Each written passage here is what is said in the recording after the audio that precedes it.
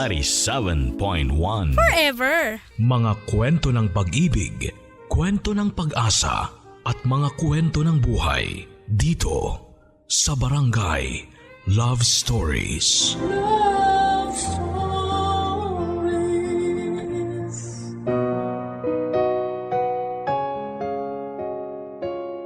Marami sa atin ang nagtatago sa tunay nating katauhan. Marami sa atin ang hindi magawang sabihin ang totoong tayo dahil sa takot na mahusgahan. Prioridad ng ilan sa atin ang tingin at sasabihin ng ibang tao. Wala tayong pakialam kung ano man ang gustong sabihin ng mga sarili natin. Mahalaga na matanggap tayo ng ilan kaysa matanggap ang sariling katauhan. Handa kang ipagpalit kung sino ka. Magawa ka lang tanggapin ng iba. Pero may ilan din namang handang yakapin kung sino sila. Sa simula pa lang klaro na ang pagmamahal nila sa sarili nila. Hindi sila magtatago. Hindi sila matatakot. Hindi nila ikukuble ang totoong katauhan matanggap lang ng ibang tao. Kaya mo rin bang maging katulad nila? Dahil ang kwentong ibabahagi ko sa inyo ngayong araw ay kwento ng isang taong hindi takot ipakita ang tunay na katauhan niya. Isang taong mahina para sa iba pero para sa kanya. Matapang siya dahil nagawa niyang harapin ang katotohanan. Sa kung sino ba talaga siya, alamin natin ang kwento ni Jose o mas kilala sa pangalang Josie dito sa mga kwento ng pag-ibig, buhay at pag-asa sa nangungunang Barangay Love Stories. Dear Papa Dudut, ako nga pala si Jose pero mas gusto kong tawagin niyo akong Josie. Sa kasalukuyan ako'y edad 78 na. Madalas ko kayong napapakinggan sa tanghali sa tuwing nagpapahinga ko sa aking maliit na veranda habang umiinom ng tsaa. Natutuwa akong nakakapakinig ng mga kwentong pinapadala sa inyo. Kaya kahit ako'y naingganyong magpadala ng kwento ng buhay ko sa inyo, nagpatulong lamang ako sa apo ng kaibigan ko para makapagsulat dahil hindi na kaya pa ng kamay ko na humawak ng kahit na anong panulat, dala na rin ng katandaan. Kaya sana ay mahabaan ninyo ang pasensya sa pakikinig sa aking kwento. Marami akong gustong ibahagi sa inyo at sana ay may matutunan kayo. Kwento ito ng pagpapakatotoo ko. Kwento ito sa kung sino ba talaga ako. Ang gusto ko lang ay mapakinggan ako.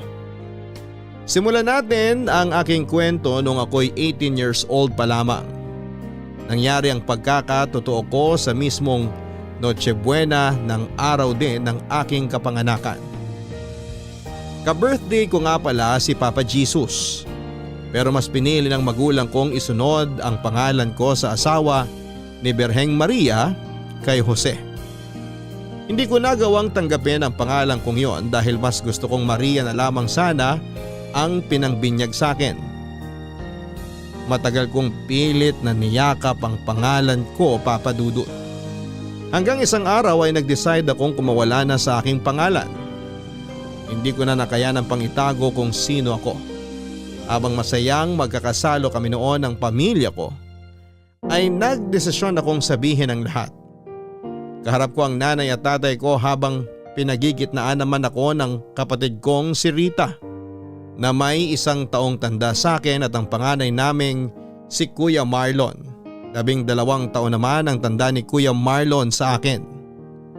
Napakaingay ng pamilya ko noon na akala mo bagong taon ang pinagdiriwang namin. Kaya natakot akong sabihin kaagad dahil baka mapalitan yon ng katahimikan na mas masakit sa aking tenga.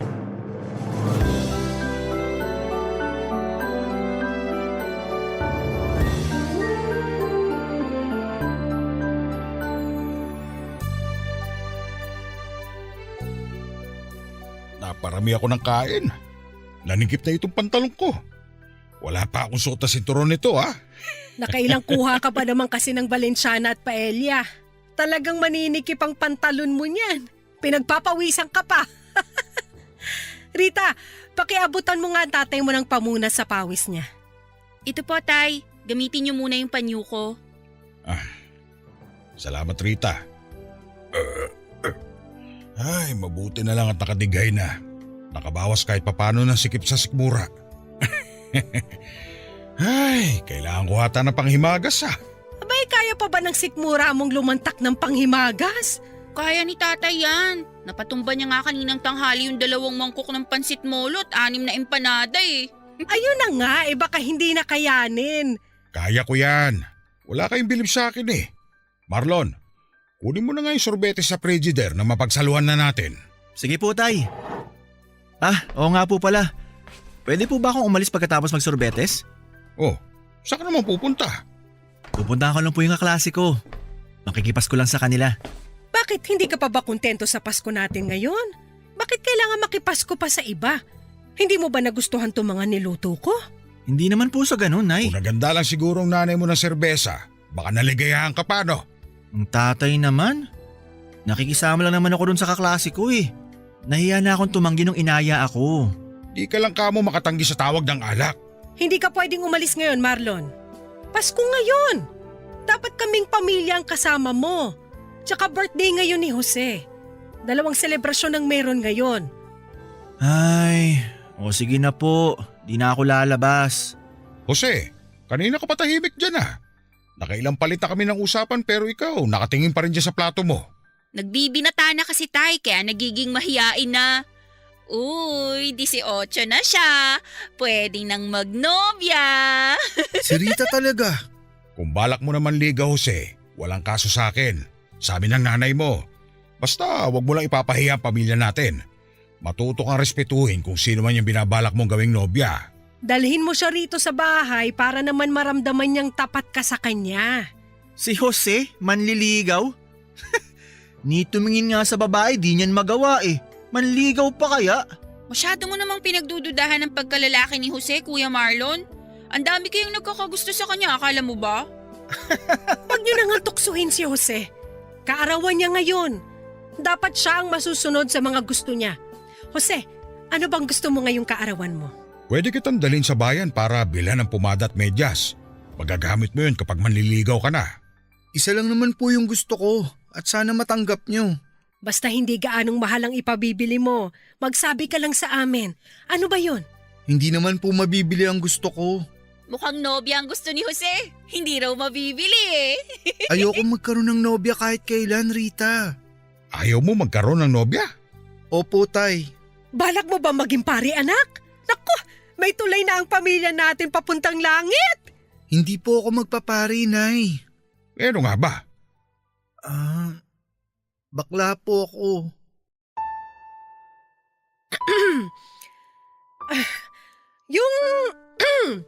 Yung dati nating kapitbahay, bakla rin yun. May pagmamanahan na ako ng mga napaglumaan kong bestida, tali ng buhok. Bakla ka? Akala ko, wala nang sasagad pa sa pagiging palamunin mo rito sa bahay. Meron pa pala. Marlon! Huwag mong pansinin si Kuya Jose. Ituloy mo lang yung pagiging bakla mo para meron na akong kapatid na babae. Sa kwarto ka mamaya matulog ha? Para… Sige! Itulak niyo pa sa pagiging baklayang si Jose. Huminahon ka nga, Marlon. Pasko ngayon at kaarawan ni Jose. Wala ho akong pakialam. Mali ang maging bakla. Hindi pwedeng… Tumigil ka na, Marlon! Kanina ka pa! Pero tay, bakla si Jose. Alam niyong di maganda yon. Pasko ngayon at kaarawan ni Jose. Hindi mo ba narinig ang sinabi ng nanay mo? Pero tay… Kung gusto mo lumabas para makipasko sa kaklase mo, lumabas ka na. Ngayon na. Hindi namin kailangan magpapasama ng Pasko namin. Ako pa po ngayon ang nagpapasama ng Pasko? Umalis ka na! Hindi ko matingnan noon si kuya habang papalabas siya ng bahay para pumunta sa kaklase niya. Natahimik kaming lahat sa mesa, Papa Dudut. Hindi na ako muling nakapagsalita dahil nabigla ako sa reaksyon ni kuya. Inakala kong matatanggap niya ang sinabi ko. Mas inisip ko pa ngang si tatay ang hindi makakaintindi ng sitwasyon ko pero nagkabaligtad sila ni kuya. Noong nakaalis at nakalayo na si kuya, Saka ako inutusan ni tatay na kunin ang sorbete sa ref. Parang walang nangyari noon at nagtuloy muli ang kwentuhan. Hindi ko nakita sa mga magulang ko at kay Rita na hinusgahan nila ang pagkatao ko. Natuwa pa nga si Rita at nanay dahil nadagdagan na raw ng babae sa bahay. Hindi naman nakisali si tatay sa usapang kabaklaan ko. Nakinig lang siya pero hindi naman siya nagsalita ng masama. Masaya na rin ako noon dahil naramdaman kong walang problema sa kanya kung lumadlad man ako. Hindi rin nagbago ang turing niya sa akin, Papa Dudut. Kaya masasabi kong yon ang pinakamagandang Pasko at kaarawan na meron ako. Dahil natanggap ako ng mga mahal ko sa buhay sa kung sino ako. Una ko nalaman na bakla ako noong 7 years old pa lamang ako. Inalikan ako ng kalaro kong babae sa bahay-bahayan. Sa puso ko noon ay gusto kong ako ang maging nanay pero pinasa sa akin ang pagiging tatay. Noong kaming dalawa na lamang ng kalaro kong babae ang nasa bahay-bahayan naming gawa ng dayami, ay bigla na lang akong hinalikan sa labi. Yon ang naging simula para malaman kong nandidiri ako sa labi ng isang babae. Nung hinalikan nga niya ako ay naisip ko bigla yung kalaro naming lalaki. Inisip kong siya ang humalik sa akin. Tinula ko ang kalaro kong babae na yon matapos niya akong halikan. Nagulat siya at umiyak, Papa Dudut. Napatakbo na lamang siya sa bahay nila at sinumbong ako sa nanay niya. Mula noon ay hindi ko na nakalaro pa ang babaeng yon. Mula noon, ang dami ko nang naramdamang takot.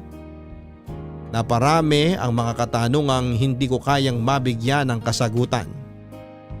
Wala akong ibang pinagsabihan sa natuklasan ko sa sarili ko. Isang dekadang mahigit bago ko inamin sa pamilya ko ang totoo. Inanda ko na ang sarili ko sa negatibo nilang reaksyon pero tanging si Kuya Marlon lang ang nagbigay noon sa akin. Ngayong lumadlad ka na, anong gusto mong itawag namin sa'yo? Josie, Parang pangalan ng manika Kailan mo pa bininyagan ang sarili mo sa pangalang yan ha? 10 taon ko ng pangalan ng Josie. Kaya pala pag tinatawag ka naming Jose, hindi ka lumilingon. Kasi matagal nang wala si Jose. Dapat matagal ka nang umamin para nagagamit mo na ng malaya yung pangalan mong Josie. Umanap lang ako ng tamang tiyempo. Kaya naisipan mong sa Pasko at birthday mo sabihin? Para bawal kayong magalit. Kuling naman ng baklang to. Kaso si Kuya Ay, Marlon, hayaan mo na siya. Matatanggap ka rin niya. Bigyan mo lang siya ng konting oras. ilang buwan na akong lumadlad, Rita. Pero di pa rin ako kinakausap ng kuya. Huwag ka nang malungkot dyan. Huwag na lang natin pag-usapan yan. Mag-isip tayo ng bagong pwedeng pag-usapan. Ha? O sige, O siya, lagyan mo na lang ako ng kolorete sa muka. masusunod, senyorita. May langis ka pa ba riyan? Para saan? Para rito sa crepe paper na pula. Ito ang ipapahid ko sa mukha mo para di ka naman maputlang tingnan. Pwede bang pangkolorete ng mukha yan? Oo naman. Ito kaya ang ginagamit ko kapag gusto kong gumanda. Kaya pala mapula ang mukha mo dati.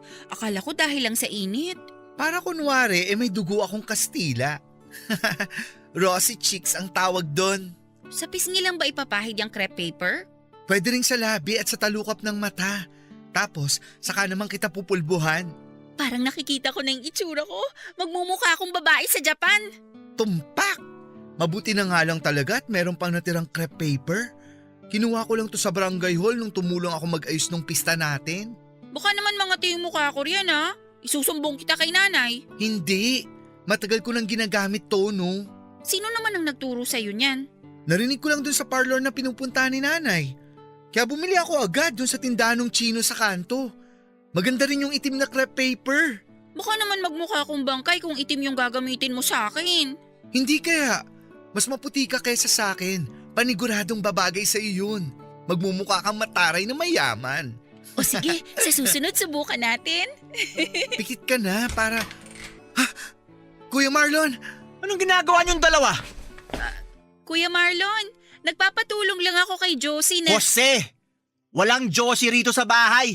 Nagpapatulong lang ako na mag-ayos. Lalabas kasi kami ng mga kaibigan ko mamaya. Bakit hindi ka kay nanay magpatulong mag-ayos? Bakit sa bakla pa? Anong alam niyan sa pag-aayos ng babae?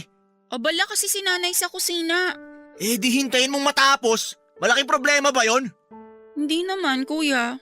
At kayong dalawa ha, Rita at Jose. Itikaw niyo ang mga bunganga niyo. Rinig na rinig sa kalsada ang tawanan niyo. Para kayo mga walang pinag-aralan. Di na kayo nahiya para kay nanay at tatay. Masaya lang naman kami, kuya. Rita. Lumabas ka muna. Kuya, hindi pa kasi ako nakakapagbihis. Sabing labas eh! Opo. Kuya, lalabas na rin ako para tulungan si nanay. Hoy bakla, hindi ka lalabas. May ipapagawa po ba kayo? Hoy ikaw Jose ah. Hindi porket hinahayaan ka ng mga magulang natin lumamya rito sa bahay, gagawin mo na. Huwag mo ring turuan ng kalandian si Rita. Kuya, wala naman akong ginagawang masama. Sumasagot ka pa ha? Halika nga rito! Aray! Kuya, huwag niyo akong saktan! Hindi kita titigilan hanggat hindi ka natututo! Aray! Aray! Nakakahiya ka! Rita! Di mo na kami inisip! Bakla ka talaga! Tama na po! Buksan niyo tong pintuan! Huwag kayong makialam dito, Nay! Tinuturuan ko ng leksyon itong malamya yung anak! Aray! Aray! Yan ang dapat sa'yo, bakla! Basta kayo riyan! Nay! Tulungan niyo po ako! Parang awa mo na bago pa dumating ang tatay niyo. Masalamat ka, Jose! At may kahampi ka! Pwe! Diyos ko! Jose! Rita! Rita! Kumuha ka ng palangganang may tubig tsaka labakara! Madali ka! Diyos ko naman, Jose!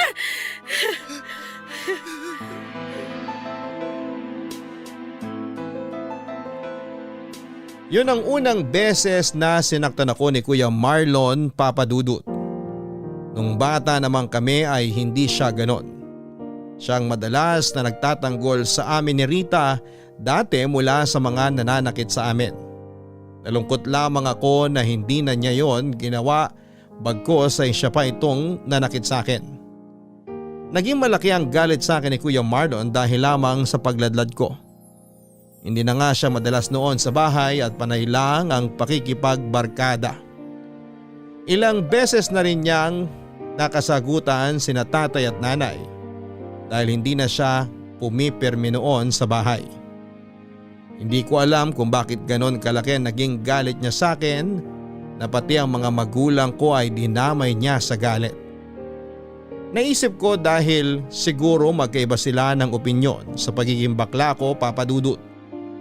Wala akong ibang hinangad noon kundi ang maging maayos kaming muli ni Kuya Marlon.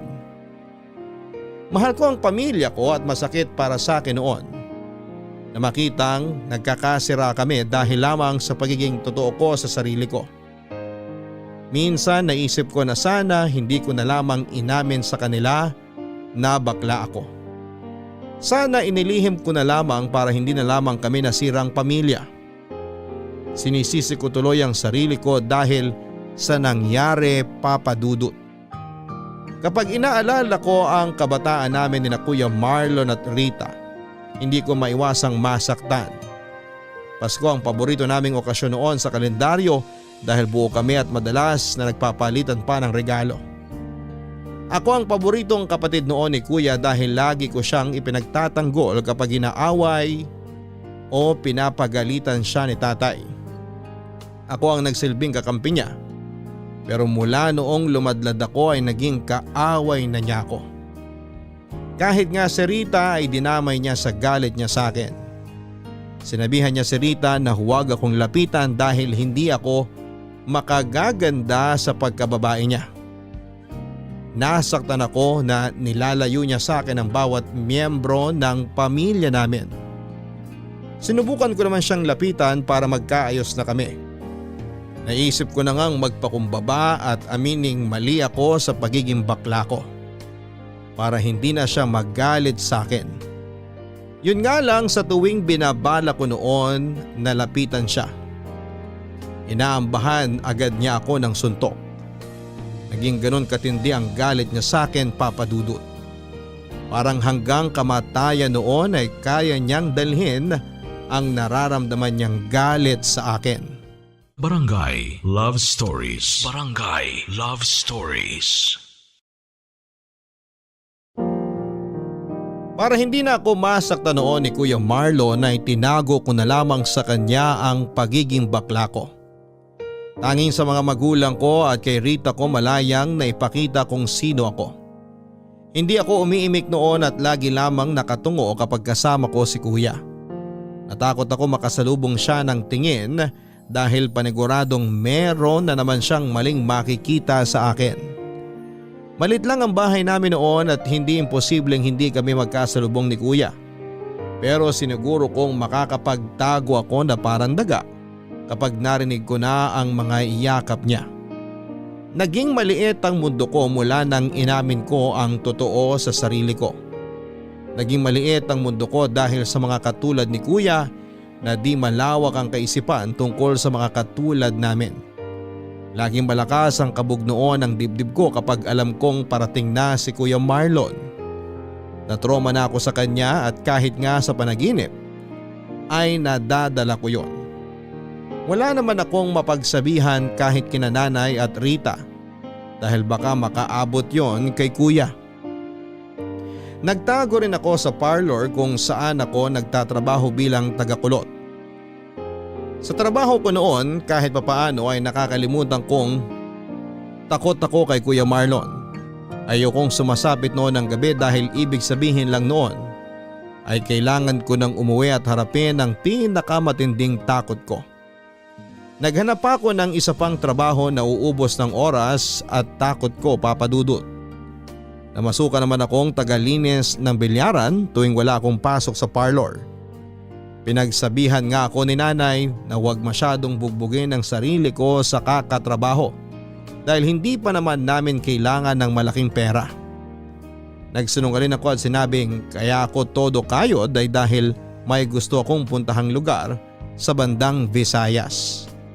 Hindi na lamang sinagot ni Nanay ang sinabi ko at hinayaan na lamang niya ako. Kung si Nanay noon ay medyo nangamba sa kalagayan ko, si Tatay naman ay kabaligtaran. Natuwa si Tatay sa akin dahil dalawa ang trabaho ko. Inudyukan pa nga niya ako maghanap pa ng mas mataas na trabaho para mas malaki ang maihulog ko sa aking alkansya.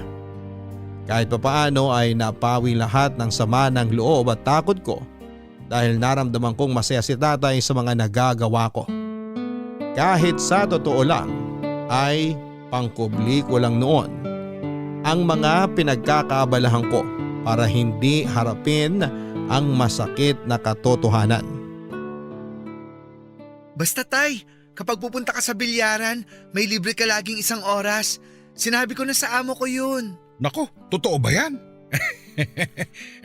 Pwede ba ako magdala ng mga kaibigan ko?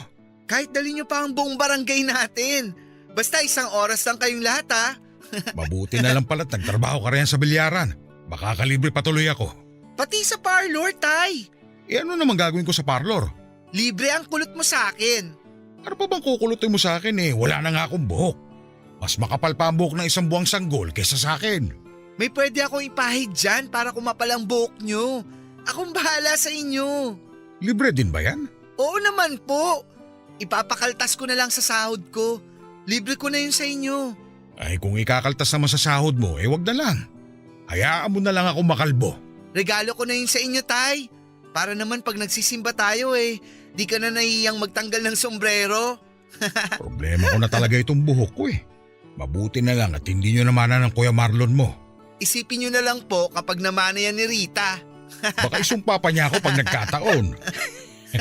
Basta Tay, akong bahala sa mga kailangan nyo. Ipunin mo na lang para may pambili ka ng regalo mo sa kaarawan mo. Yun nga ang regalo ko sa kaarawan ko Ang mabigyan kayo ni Nanay ng gusto nyo. O siya, sige. Bahala ka kung ano man ang gusto mo. Oh, Marlon, mabutit umuwi ka pa. Nagkayaan lang sa pista sa kabilang bayan, Tay. Pasensya na po. Anong pinagsasabi mo? Kahit naman walang pista, lagi kang nasa labas. Gusto mo, itambak na lang din namin sa labas lahat ng damit mo para hindi ka na mahirapang pumasok dito sa bahay? Doon ka na rin matulog. Magpapahinga na po ako. Ikaw ang panganay pero wala akong maasahan sa'yo kundi sakit ng ulo. Mabuti pa tong si Jose. Ano na naman bang meron kay Jose? Maasahan! Isang bagay na wala sa'yo at hindi namin makukuha sa'yo. Eh di magaling. Ano sabi mo? Wala po. May sinasabi ka eh. Ulitin mo! Ang sabi ko po, mauna na ako sa kwarto at kailangan ko pang tupiin ang mga damit ko sa kama. Jose, tulungan mo ako. Kasi kuya, may pinag-uusapan pa kami ni tatay. Samahan mo ako sa kwarto. Dalian mo. Pero kuya, Sige na Jose, tulungan mo na lang ang kuya mo para sigurado masino pa ang trabaho niya. pero tay, di ba may... Mamaya na natin ituloy ang kwentuhan natin. Magpapahangin na lang muna ako sa beranda. Puntahan mo ako ron kapag tapos ka ng tulungan ng kuya mo. Tay! Pasok sa kwarto, dali. Kuya, huwag niyo po akong saktan ulit. Mas lalo ka masasaktan kung di ka susunod. Susunod na po. Dalian mo maglakad. Opo. Hoy, subukan mong sumigaw. Mas lalo kitang pahihirapan. Huwag mo akong ikulong dito sa kwarto, kuya. Parang awa mo na. Huwag mo na akong sasaktan ulit. Tumigil ka! Masyado kang atat eh. Kuya, tama na. Patawarin mo na ako sa kung ano man ang nagawa ko. Basta wag mo lang akong saktan. Hindi na kaya ng katawan ko. Ang dami mong sinasabi! Kuya! Mas lalong lalakasan ko ang mga suntok ko sa'yo kapag di ka tumigil sa pagmamakaawa. Sige, takpan mo bibig mo. Kuya! Takpan mo sabi! Masyado ka nagpapabango kay tatay. Akala mo di ko napapansin? Gumagawa ka ng paraan para ako yung magmukhang masama lagi. Hindi totoo yan. Habang nandito ako, hindi ko hayaan na walang galos ang katawan mo.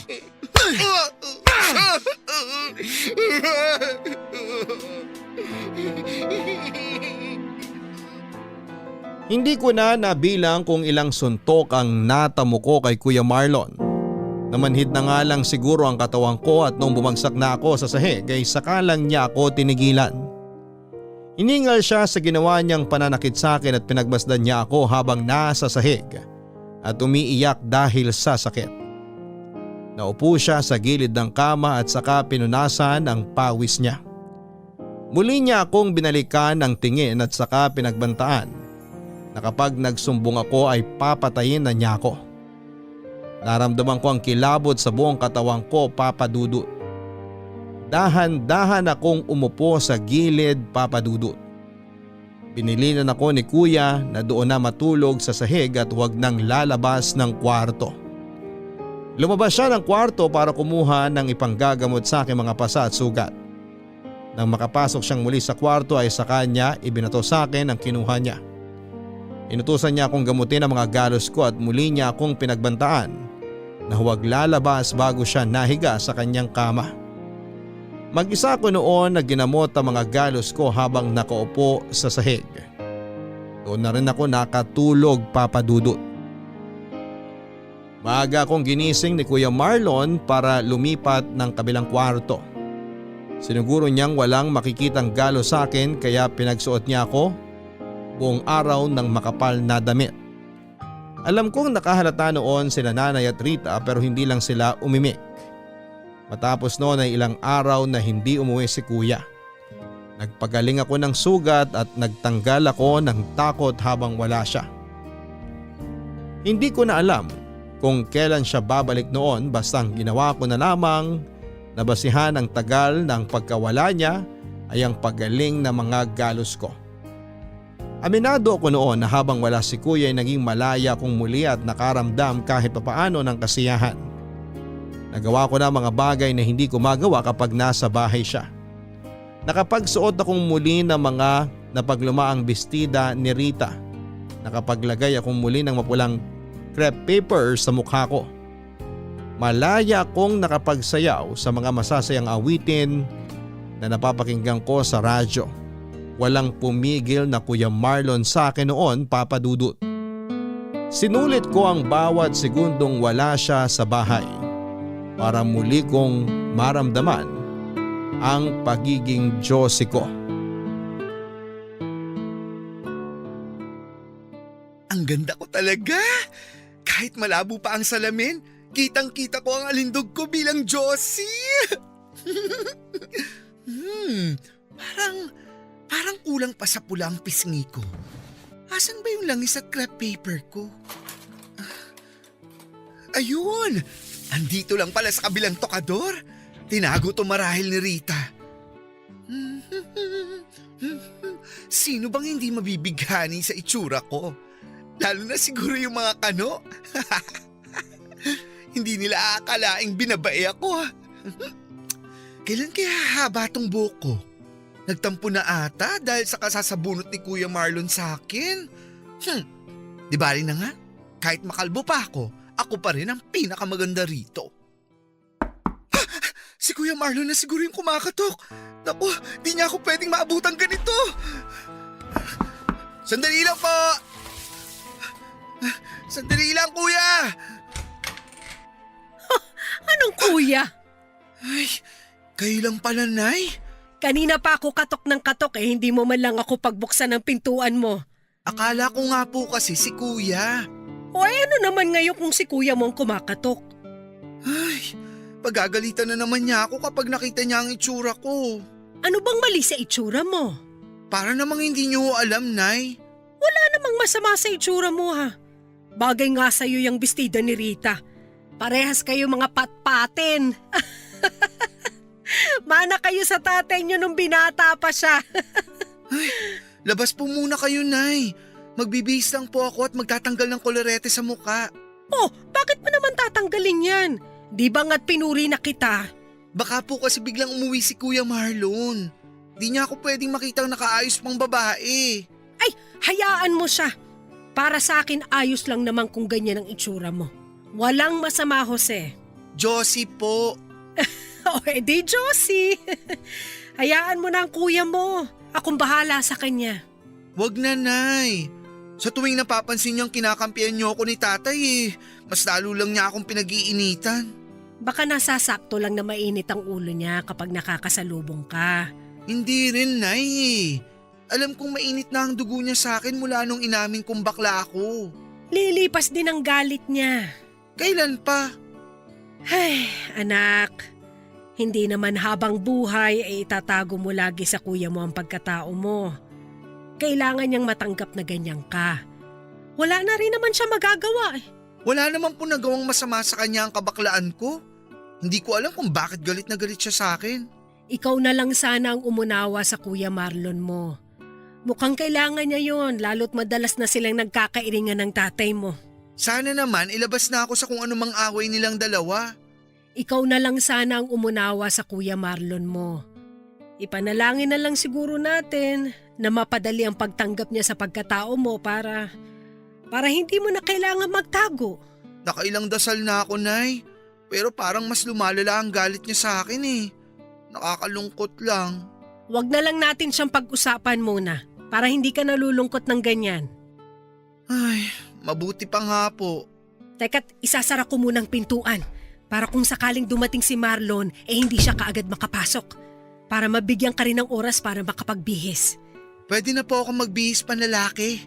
Pwede ko na pong tanggalin tong kolorete sa mukha ko. Wag! Bakit po? Nagagandahan ako sa pagkakaayos mo. Hayaan mo makita pa kita sa ganyang itsura kahit isang oras lang. Salamat po, Nay.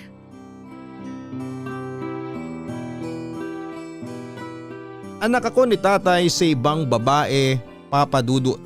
Pero tinanggap ako ni nanay na parang anak na rin niya.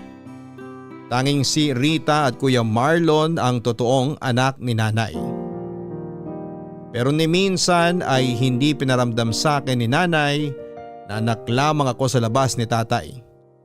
Minahal niya ako tulad ng pagmamahal niya para sa dalawa kong kapatid. Mas naging close pa nga ako kay nanay kesa kina Rita at kay Kuya Marlon. Inalagaan niya ako at hindi niya binunton sa akin ang galit sa ginawang pangangaliwa ni tatay kay nanay noon. Naging bukas din naman sina nanay at tatay sa totoo kong pagkatao. Nagdesisyon na si nanay na sabihin sa akin ang totoo. Noong 7 taong gulang lamang ako noon. Marami na kasi ang nanunukso sa akin na ampun daw ako. O di naman kaya ay anak sa labas. Para makumpirma ko noon kung ano ang totoo, nilapitan ko si nanay at tatay. Nung una ay panayang iwas ni tatay pero naglakas ng loob si nanay na sabihin sa akin ang katotohanan. Hindi madali para sa edad ko noon na malaman na anak lang ako sa labas. Pero pinalakas ni nanay ang loob ko. Sinabi niya ng paulit-ulit sa akin na kahit hindi ako galing sa kanya, ay anak pa rin niya akong maituturing. Nagkaroon ng problema sa relasyon sina nanay at tatay noong baby pa lamang si Rita. Naging madalas ang away nilang mag-asawa noon dahil madalas na hindi maunawaan ang ugali ni nanay. Para makalayo noon sa gulo at away si tatay ay hindi na lamang siya umuwi ng bahay. Sinabi niya na tutuloy muna siya sa kapatid niya sa Bulacan. At doon nga niya nakilala ang totoo kong nanay. Hindi naman binalak ni tatay na ipagpalit si nanay doon sa totoo kong nanay pero nadala si tatay ng lungkot. Pinatulan niya ang totoo kong nanay para maibsan ang stress na nararamdaman niya. Nabuntis ni tatay ang totoo kong nanay, Papa Dudut. Noong nalaman niyo ni tatay ay nakiusap siyang ipalaglag na lamang ako. Pero tumanggi ang totoo kong nanay. Pinagpatuloy niya ang pagbubuntis sa akin habang si tatay naman noon ay bumalik na sa totoo niyang asawa sa kinikilala kong nanay. Akala noon ni tatay ay natalikuran na niya kaming mag-ina. Pero tinawagan si tatay ng kapatid niya at sinabing namatay ang totoo kong ina dahil sa binat. Ilang linggo matapos akong isilang. Kinuha ako ng kapatid ni tatay para alagaan. Pero nagpasya si tatay na ipagpatuloy ang pagkupkop sa akin. Kaya inuwi niya ako at ipinakilala na kay nanay. Akala raw noon ni tatay ay papalayasin na kami ni nanay. Pero kinuha raw ako ni nanay at niyakap. Tinanggap ako ni nanay, Papa Dudut, na para bang galing ako sa kanya. Kaya habang buhay kong ipagpapasalamat ang pagtanggap niya sa akin. Barangay Love Stories. Barangay Love Stories. Tinulungan ako ni nanay para magtago kay Kuya Marlon sa tuwing gusto kong iladlad ang pagiging binabae ko. Nakitulong na rin si Rita para hindi na ako masaktan pa ni Kuya. Nakita kasi nila lahat ng mga galos at pasako at alam nilang si Kuya Marlon ang may gawa noon. Hindi naman namin inabala pa si tatay dahil ayaw naming mas lalong magkaroon ng problema sina tatay at Kuya Marlon dahil sa akin. Itinago ko kay tatay ang mga tanda ng pananakit sa akin ni Kuya para hindi na sila mag-away pa. Itinago ko rin kay tatay at kay Kuya Marlon ang pagkakaroon ko ng nobyo. Opo, Papa Dudut. Nagkaroon ako ng nobyo at tanging sina nanay at Rita lamang ang nakaalam noon. Itago na lang natin ang nobyo ko sa pangalang Raul. Nakilala ko siya sa peryahan noong minsang nakipista kami sa ibang bayan. Mahiyain noon si Raul at halos hindi siya makatingin sa akin sa tuwing pumupunta ako para tumaya ng color game na hawak niya. Napansin kong may mga panakaw siyang tingin sa akin at doon ko napagtanto na katulad ko rin siyang bakla. Aminado ako na nagkagusto ako kaagad sa kanya sa unang beses pa lamang na nahuli ko siyang nakatingin sa akin. Ako na noon ang gumawa ng paraan para makilala siya sa tulong ng mga kaibigan ko. Dahil sa ginawa kong paglapit sa kanya ay naging komportable siya sa akin. Inamin rin niya na isa siyang bakla pero wala pang ibang nakakaalam bukod sa akin. Natakot siya na baka husgahan siya at tanggalin siya sa trabaho kapag nalaman ng boss niya na bakla siya. Malaki raw kasi ang galit noon ng boss niya sa mga katulad namin kaya pinakiusap niya sa akin na ilihim namin ang pagkikita namin. Sinunod ko ang gusto niya, Papa Dudut, dahil ayoko rin naman siyang mapahamak. Tuwing Miyerkules ng tanghali nakikita kami noon sa ilog para pagsaluhan ang mga hinanda ni nanay na merienda namin. Naging masaya ako sa piling ni Raul, Papa Dudut. Pero hindi ko alam kung hanggang kailan kami pwedeng magtago dahil paniguradong malalaman din ng iba ang sekreto namin. Nagkatotoo nga ang hinala ko. Nalaman ni Kuya Marlon ang relasyon namin dahil may nakapagsumbong sa kanya na kakilala niya. Napadaan ang kakilala ni Kuya Marlon sa ilog at nasaktuhan pang nakita kaming naghahalikan ni Raul. Agad yung nakarating kay Kuya Marlon at dahil doon ay muli na naman akong nakatikim ng pananakit sa kanya.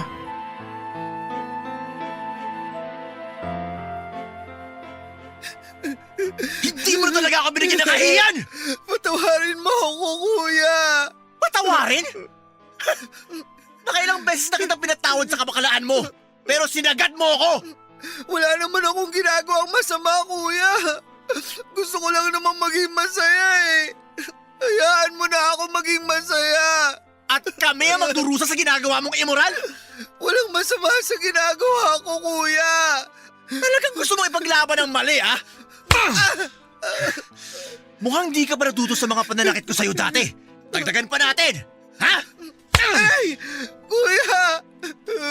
Kuya, tama na! Hindi!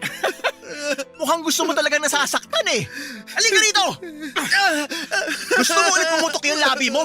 Ha? Kuya! Para di ka na nag-aaksaya ng crepe paper para papulahin yung labi mo. Ako nang bahala! O ayan! Isang suntok lang pala eh. Pupula ng labi mo.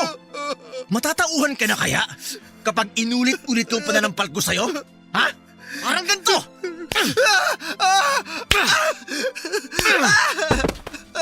Hindi ko na kaya, kuya! Parang awa mo na! Wala akong planong maawa sa'yo. Marlon! Ano na naman yan? Mabuti na lang at dumating kayo, Tay. Tulungan niyo Ano na ako. naman ba nangyayari? Umalis na nga ako saglit. Nagpapatay na naman kayo. Ito kasing si Jose, Tay eh. Tay! Huwag ka magpaawa dyan. Alam mo ang kasalanan mo. Kayo bang dalawa hindi na magkakasundo? Pagsabihin niyo yung paborito niyong anak, Tay. Abusado na eh. Hindi ba dapat ikaw ang pinagsasabihan ko? Bakit kailangan mo laging idaan sa pananakit ang lahat? Ha? Bakit ako may kasalanan, Tay? Ikaw naman lagi ang nagsisimula ng gulo dito. Anong ako? Ito kayang si Jose. Alamin niyo muna ang lahat bago kayo magsalita dyan. Alam niyo bang nahuli siya ng kakilala ko na nakikipaghalikan sa ilog? Totoo ba yun, Jose? Opo, Tay. Sa nobyo ko po. Hindi ka man lang pumili ng lugar, Jose. Bakit kailangan sa ilog pa? Hindi lang lugar ang problema rito, Tay eh. Ito mismo si Jose. Sobrang nang dinadala niyang kahihiyan sa pamilya natin. Paano kung kumalat sa ibang tao pakikipaghalikan niya sa lalaki? Jose, tumayo ka riyan at puntahan mo ang nanay mo. Ipagamot mo ang bibig mo. Yan lang ang sasabihin niyo, Tay. Wala man na ba kayong pakialam sa reputasyon ng pamilya natin? Walang reputasyong masisira kung hindi tayo papatol sa sasabihin ng iba. Hoy, Jose, ano bang ginagawa mo riyan? Tumayo ka na at puntahan mo na ang nanay mo. Subukan mong gumalaw dyan, Jose. Subukan mo. Sasapakin ko ulit yung bibig mo. Sumunod ka sa akin, Jose. Sa akin ka matakot, Jose. Kinakalaban mo na ba ako ngayon, Marlon? Ginagawa ko lang po yung tama. Ako ang nakakaalam kung anong tama para sa pamilya na to. Kung ginagawa niyo ang tama, bakit hinahayaan niyo magkarat niyang si Jose? Isang beses pa nasagutin mo ako ng ganyan, Ano, Marlon. Tay? Anong balak niyong gawin sa akin? Pagsalitaan ulit ng masama? Itatakwil niyo ako? Ano, Tay? Handa na ako! Talagang sumusobra ka na. Tay? Tay! Tay, ano po nangyayari sa inyo? Tawagin mo. Tay! Diyos ko! Tay! Tay, gumising kayo! Tay! Tulong! Nay! Rita! Kuya Marlon! Ang tatay! Tay, gumising kayo! Tay! Inatake sa puso si tatay dahil sa bigat na naramdaman niya sa pag-uusap nila ni kuya. Nagtagal lang ng 2 araw sa ospital si tatay bago siya tuluyang pumanaw. Naging masakit para sa akin ang pagkamatay ni tatay. Nawalan ako ng isang kakampi, Papa Dudut. Walang nakapaghanda sa mga nangyari kahit nga si Kuya Marlon noon ay nabigla sa pagkamatay ni tatay. Nalaman ni nanay at Rita ang dahilan ng pagkaatake sa puso ni tatay. Ako ang nagpaliwanag sa nangyari at hindi nakialam pa si Kuya Marlon. Hindi na namin halos nakausap si Kuya Marlon kahit noong burol ni tatay dahil ayaw niyang umuwi noon ng bahay. Naging madalas ang paglabas niya at pagpunta sa mga kaibigan niya para lamang makaiwas sa katotohanang wala na si tatay. Hindi ko noon alam kung dala yon ng konsensya kaya hindi na siya nagpakita sa bahay madalas si kuya. Hindi na rin siya nakipaglibing at hindi naman siya hinanap ni nanay at Rita dahil abala sila sa pag-aasikaso ng mga nakiramay para kay tatay. Matapos ang libing ay saka naman nagbalik si kuya sa bahay. Parang hindi siya nagluksa at parang walang nangyari. Madalas siyang nasa kwarto niya at nagpapatugtog lamang sa kanyang maliit na radyo. Mula noong namatay si tatay ay naramdaman kong nag-iba na ang presensya ng buong bahay. Namiss ko ang amoy ng sigarilyo niya tuwing sasapit ang hapon. Namiss ko ang malambing na pagtawag ni tatay sa akin para masahihin ko ang mga paa niyang napagod sa paglalakad sa purok namin. Naiyak na lamang ako habang binabalikan ang mga maliliit na bagay na pinagsaluhan namin ni tatay. Naiyak na lamang ako dahil alam kong hindi na yon mauulit pa. Naramdaman ko rin ang pagbabago hindi lang sa bahay kundi pati na rin kina nanay at Rita. Hindi na sila kasing saya tulad ng dati at madalas ay wala na rin silang kibo noon.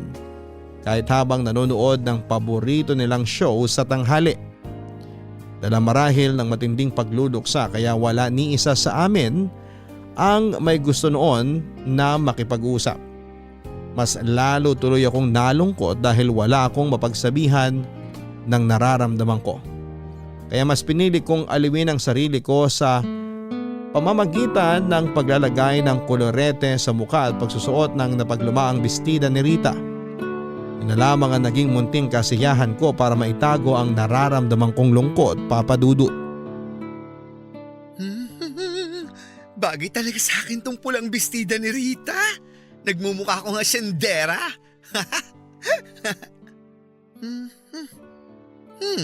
Parang nabitin ako sa pagkapula ng labi ko. Dagdagan ko pa kaya ng crepe paper. Wag na lang pala. Baka naman isipin ni Raul nagtatrabaho ako sa cabaret. Ay naku Josie, kahit saang anggulo talaga ang ganda mo pa rin. Kaya baliw na baliw sa'yo si Raul Oh, anong ginagawa mo rito sa kwarto ko? Ikaw lang pala Rita, nagulat naman ako. Akala ko si Kuya Marlon na Ano ngang ginagawa mo rito sa kwarto ko? Ang init naman ng ulo mo. Lagi naman ako nandito dati sa kwarto mo Dati yun. Bawal na ba ngayon? Oo, kasi kwarto ko to Dati naman hinahayaan mo akong pumunta rito. Saka ikaw pa nga ang may gusto na lagi akong nandito, di ba? Huwag puro noon ang sinasabi mo kasi tapos na yon. Oh, wag ka na magalit. Sige na, lalabas na ako. Kulang ka lang siguro sa pahinga. Bago ka lumabas, hubarin mo muna yung bestida ko. Ha? Nabibingi ka na ba ngayon? Hubarin mo na kako yung bestida ko. Hiramin ko sana kasi may pupuntahan kami ni Raul. Wala akong pakialam kung may pupuntahan kayo ng Raul na yon. Pero huwag mong gamitin ang damit ko para sa kalandian mo. O sige, kung ayaw mong ipairam sa akin tong bestida mo, ibabalik ko na sa'yo. Di mo naman kailangan magalit ng ganyan. Kasi sobra ka na. Lahat ng gamit ko pinapakialaman mo. Pati rin naman gamit ko pinapakailaman mo Di naman ako nagagalit tulad ng pinapakita mo sa akin ngayon. Kailan ko ba huling pinakailaman ng gamit mo, ha? 3 araw bago pa namatay si tatay. Hindi na ako umulit mula nun. Kaya wala kang karapatang isumbat sa akin yan dahil hindi ko na yun ginagawa. Ang laki naman ng galit mo sa akin, Rita. Dahil lang talaga sa bestida na to? Hindi lang dahil dyan. Ano? Lumabas ka na nga lang. Mag-usap tayo, Rita. Walang dapat pag-usapan. Kung desperado kang isuot yung bestida ko, edi sa'yo na yan. Wala na rin naman akong planong gamitin yan. Rita, wag naman tayong mag-away. Lahat ng mga bestidang ibinigay ko sa'yo, ibalik mo sa akin para maibigay ko sa mga kaibigan ko. Pero Rita… Nakikinig ka ba, Jose? Sundin mo na lang lahat ng sinasabi ko. Ano bang ingay ang naririnig ko, ha? Ito kasing si Jose, Nay Ang hilig makialam ng gamit. Sinuot na naman ang bestida ko nang walang paalam. Pumasok pa rito sa kwarto ko nang walang pasabi. Nay, ginagawa ko lang naman yung nakasanayan ko dati. Mali ang nakasanayan mo. Bakit ka ba pumapasok sa kwarto ni Rita ng basta-basta? Wala ka na ba talagang respeto sa mga kasama mo rito sa bahay? Pero Nay… Walang pero-pero, Jose! Mula ngayon, huwag kang papasok sa kwarto ni Rita o kahit kaninong kwarto rito nang walang paalam! Opo, Nay. Pasensya na, Rita. Hindi na mauulit. Isang beses pa na makita-kita kita rito sa kwarto ko, sasaktan na talaga kita! Tama na yan, Rita! Halika na sa kusina. Samahan mo akong gumawa ng minindal natin. Opo, Nay.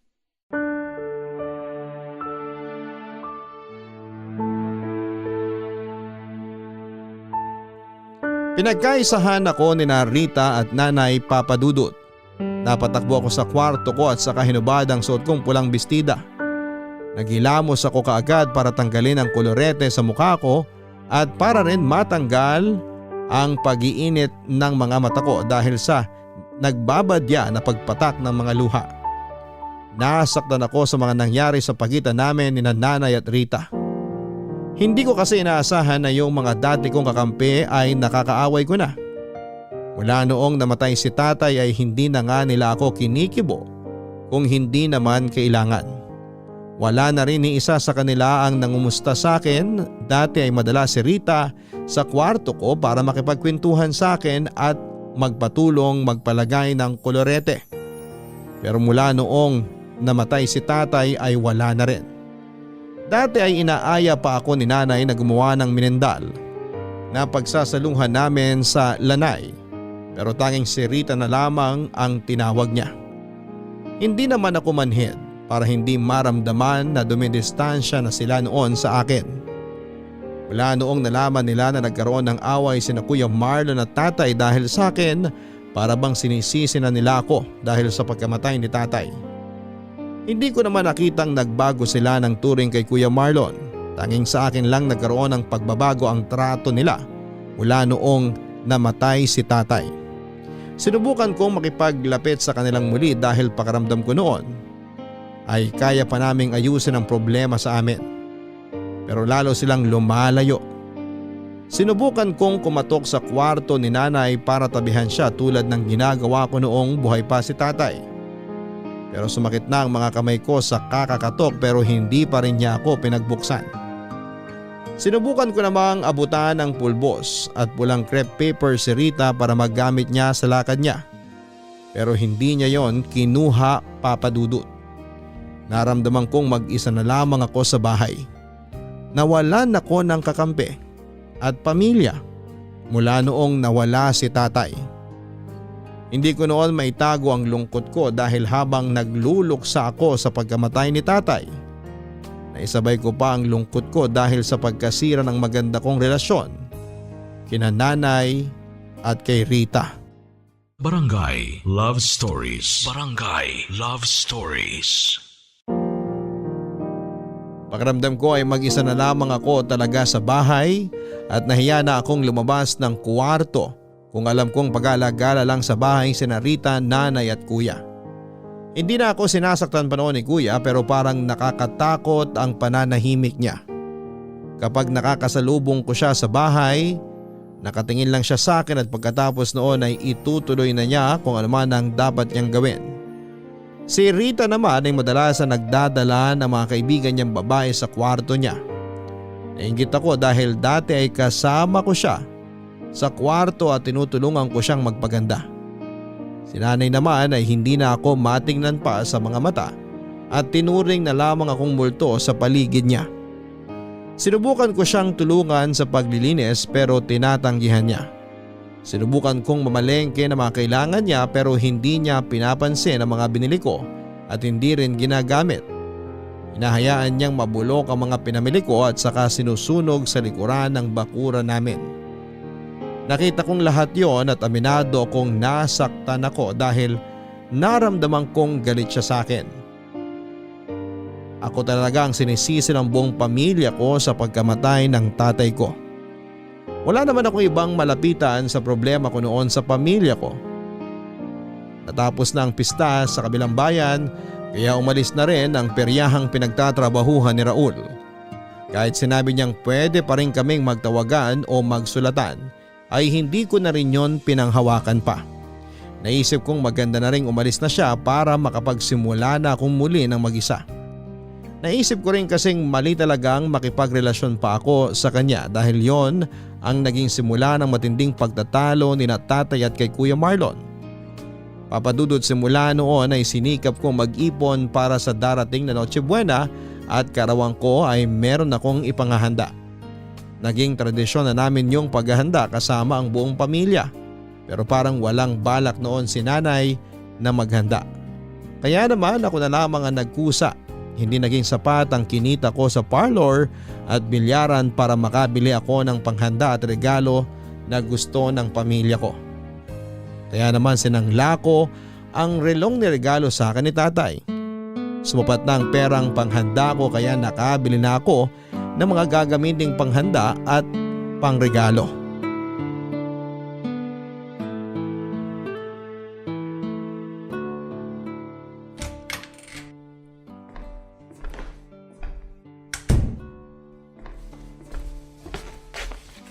Mabuti naman at lumabas na kayo ng mga kwarto nyo.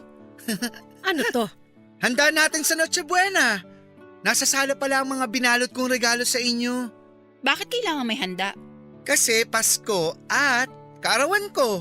Nagsayang ka lang ng pera. Wala naman pong sayang. Pasasalamat na rin po ito para sa kaarawan ko. Nay, aalis po ako ngayon. Kikitain ko si Aurora. O sige, kumatok ka lang kapag nasa labas ka na. Matutulog na rin ako at maaga pa ako magsisimba bukas. O sige po, Aalis ka, Rita? narinig mo naman ang sinabi ko, di ba? Di ba Pasko ngayon? Alam ko, may sarili akong kalendaryo. Oh, di ba dapat kapag Pasko, magkakasama ang pamilya? Di ba, Nay? Maaga ang simba ko bukas. Hindi ako pwede magpuyat para lang hintayin mag alas 12. Hindi naman po natin kailangang hintayin na mag alas 12 para magsalo-salo tayo. Pwede na po kahit ngayon na. Kumain na rin kami ni Rita kanina. Hindi ba, Rita? Hindi kami gutom, Jose. Ilagay mo na lang yan sa ref pagkatapos mong kumain. O kaya, ipamigay mo na lang sa mga katrabaho mo bukas. Gusto ko sanang makasabay kayong kumain. Kahit konti lang. Hindi ka na naman makaintindi eh. Ipipilit mo na naman kung anong gusto mo. Kahit panghimagas lang. Bumili ako ng maraming espasol at ube na sorbetes. Magugustuhan niyo yun. Hindi na ako pwedeng masobrahan sa matamis. O titikman niyo po tong binili kong embutido. Wala po tong pasas kasi alam ko ayaw niyo ng pasas. Sumasakit lang ang ulo ko sa pakikipag-usap sa'yo, Jose! Tigilan mo na kami ni nanay. Kung gusto mong kumain, kumain ka na lang. Gusto ko lang po kasi kayong kasama tulad ng dati. Tulad nung nabubuhay pa ang tatay mo? Opo, Sa tingin mo, kaya pa nating maulit yon, ha? Nay, tama Sa na tingin po. mo, kapag kumain tayo ng Noche Buena ngayon, babalik na tayo sa dati? Masaya? Panatag? May babalik ba ng Noche Buena ngayon ang buhay ng tatay mo? gusto ko lang naman pong gawin yung nakasanayan natin nung nabubuhay pa si tatay. Alam kong ito rin po ang gusto niyang ipagpatuloy natin kahit wala na siya. Alam mo kung anong gusto namin, Jose? Gusto namin na mabuhay ulit si tatay. Kaya mo bang ibigay yon, ha? Hindi. Tama nga siguro si kuya. Ikaw ang salot sa pamilya na to. Kung hindi dahil sa kabaklaan mo, buhay pa sana ang tatay ngayon. Hindi naman ako ang pumatay sa kanya, Rita. Pero ikaw ang dahilan kung bakit siya namatay. Dahil sa pagtatanggol niya sa'yo, nawala siya. Nawala ang asawa ko. Dahil sa'yo. Nay, di ko po gusto yung nangyari. Kung alam lang namin na ikaw ang magiging dahilan ng kamatayan ng tatay niyo, hindi na lang sana kita tinanggap at tinuring na anak ko. Sana hinayaan ka na lang ni tatay na mamatay kasama ng totoo mong nanay. Di sana buhay pa ang asawa ko ngayon. Di sana hindi ko kailangang itulog ngayong Pasko ang sakit na nararamdaman ko. Sana hindi namin kailangan pagtaguan lagi ang sakit. Hindi mo alam kung gaano kami nasasaktan ngayon. Hindi mo alam kung gaano namin gustong mawala ka na lang. Mawala ka na lang sana! Mawala ka na lang! Nay, tara na po sa kwarto niyo, doon na po tayo. Nay, Huwag mo siyang hahawakan!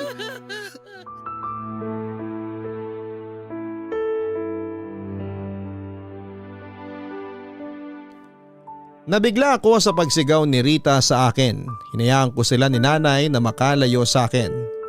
Dinala ni Rita si nanay sa kwarto niya at doon ay narinig ko ang malakas at nagluluksang pag-iyak ni nanay. Nadurog ako sa mga nangyari, Papa Dudut. Sinisisi nila sa akin ang pagkamatay ni tatay at dahil doon ay naramdaman kong hindi na ako parte ng pamilyang yon. Naupo ako sa hapagkainan at saka pinagmasdan ang mga pagkaing pinaghirapan kong ihanda. Nakalapag sa mesa ang imbutido, espasol, hamonado, pansit at mechado. Hindi man yon kasing gara at dami ng handa noong mga nakaraang taon. Pero espesyal yon sa akin dahil pinaghirapan ko lahat ang mga yon. Nasaktan ako dahil hindi man lang nila pinahalagahan yon. Napaiyak na lamang ako lalo na noong napatingin ako sa dating pwesto ni tatay kapag nasa hapagkainan kami.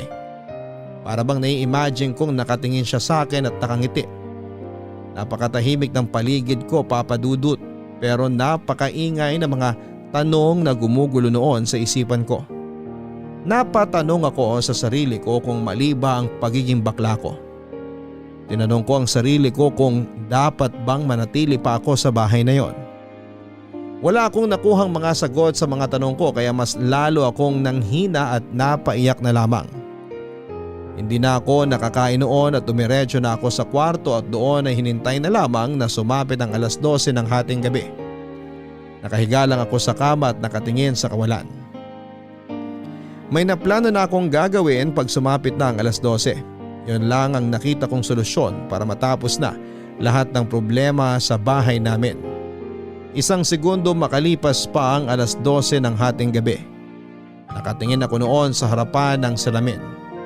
Dinampot ko ang crepe paper na pula na isinawsaw ko sa langis. Pinahid ko yon sa aking pisngi at labi.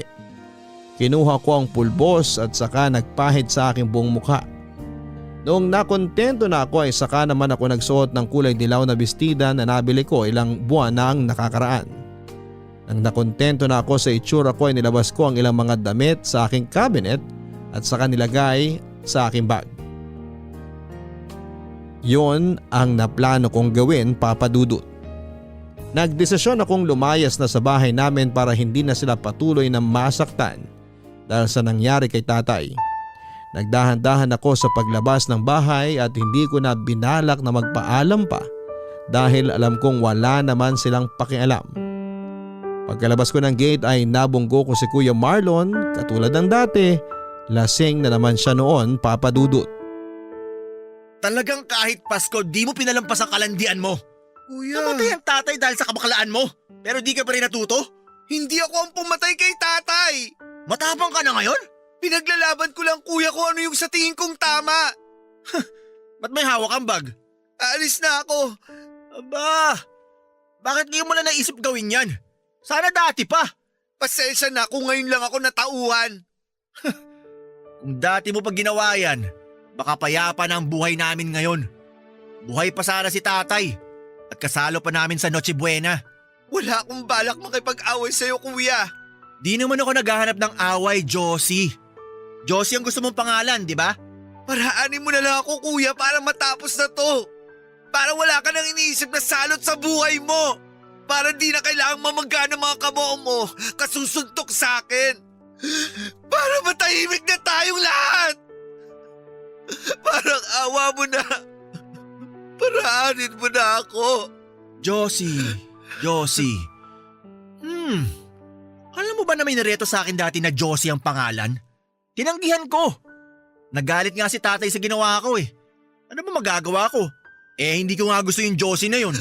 Kuya, mabuti pa pumasok na lang kayo sa loob ng bahay para makapagpahinga na kayo. May natira pang kaping barako sa takore. Ipainit mo na lang. Meron pang isang babaeng nireto sa akin. Andeng ang pangalan. Morena at malaki ang dibdib. Paborito ng mga kaibigan ko yon. Pero di ko rin nagustuhan. Kuya, Meron naman ako sinubukang ligawan dati. Si Christina. Anak ng dating kapitan dito sa atin. Maganda siya. Maganda si Christina. Siya pa nga yung laging lumalapit sa akin eh. Nagpapadala pa yun ng pagkain kina nanay. Suhol, kumbaga. Pero ewan ko ba kung bakit di ko tinuloy. bakit kailangan sabihin mo to sa akin? Ni minsan ba? Hindi ka nagkagusto sa babae? Ano bang tanong yan, kuya? Sagutin mo! Hindi. Parehas pala tayo. Anong parehas? 16 lang ako nung inamin ko kay tatay na bakla ako. Di niya ako kinausap ng ilang araw. Tapos nilapitan niya ako. Hinila niya ako sa kwarto. Binalaan niya ako. Wag daw ako magtatangkang sabihin sa iba, lalo na kina nanay, ang tungkol sa pagiging bakla ko. Papalayasin daw niya ako pag may nakaalam. Kuya, hindi ko alam. Ako raw ang panganay. Inaasahan nila ako magpakalalaki para sa pamilya natin. Hindi ko siya maintindihan. Kaya ko pa rin namang umalalay sa pamilya natin kahit bakla ako. Hindi ko talaga siya maintindihan. Pero sumunod ako. Kasi tatay ko siya. At naniniwala ko mas alam niya kung ano ang tama. Tiniis kong itago ang pagkatao ko. Tiniis kong huwag mahalin ang kapwa ko lalaki sa takot na itakwil ako ni tatay. Tapos ikaw ayos lang. Kaya ba ganyan ang galit mo sa akin, kuya? Galit ako sa sarili ko. Galit na galit. Hindi ko alam kung bakit ko sinunod si tatay. Bakit ko hinayaang unahin ang gusto niya kaysa yung magpapasaya sa akin? Bakit ako nakinig sa kanya? Bakit hindi ako nakinig sa sarili ko? Malaya ka na ngayon, kuya. Wala na si tatay. Nakasanayan ko na magtago. Kahit wala na si tatay, hindi ko pa rin magawang makalabas. Pwede, kuya. Susuportahan kita. Tutulungan kita. Naiintindihan kita. Di ko nga matulungan sarili ko eh. Ikaw pa kaya?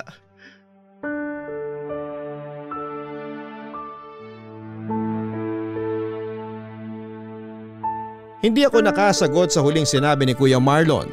Paano nga ba matutulungan ang isang taong hindi kayang tulungan ang sarili niya?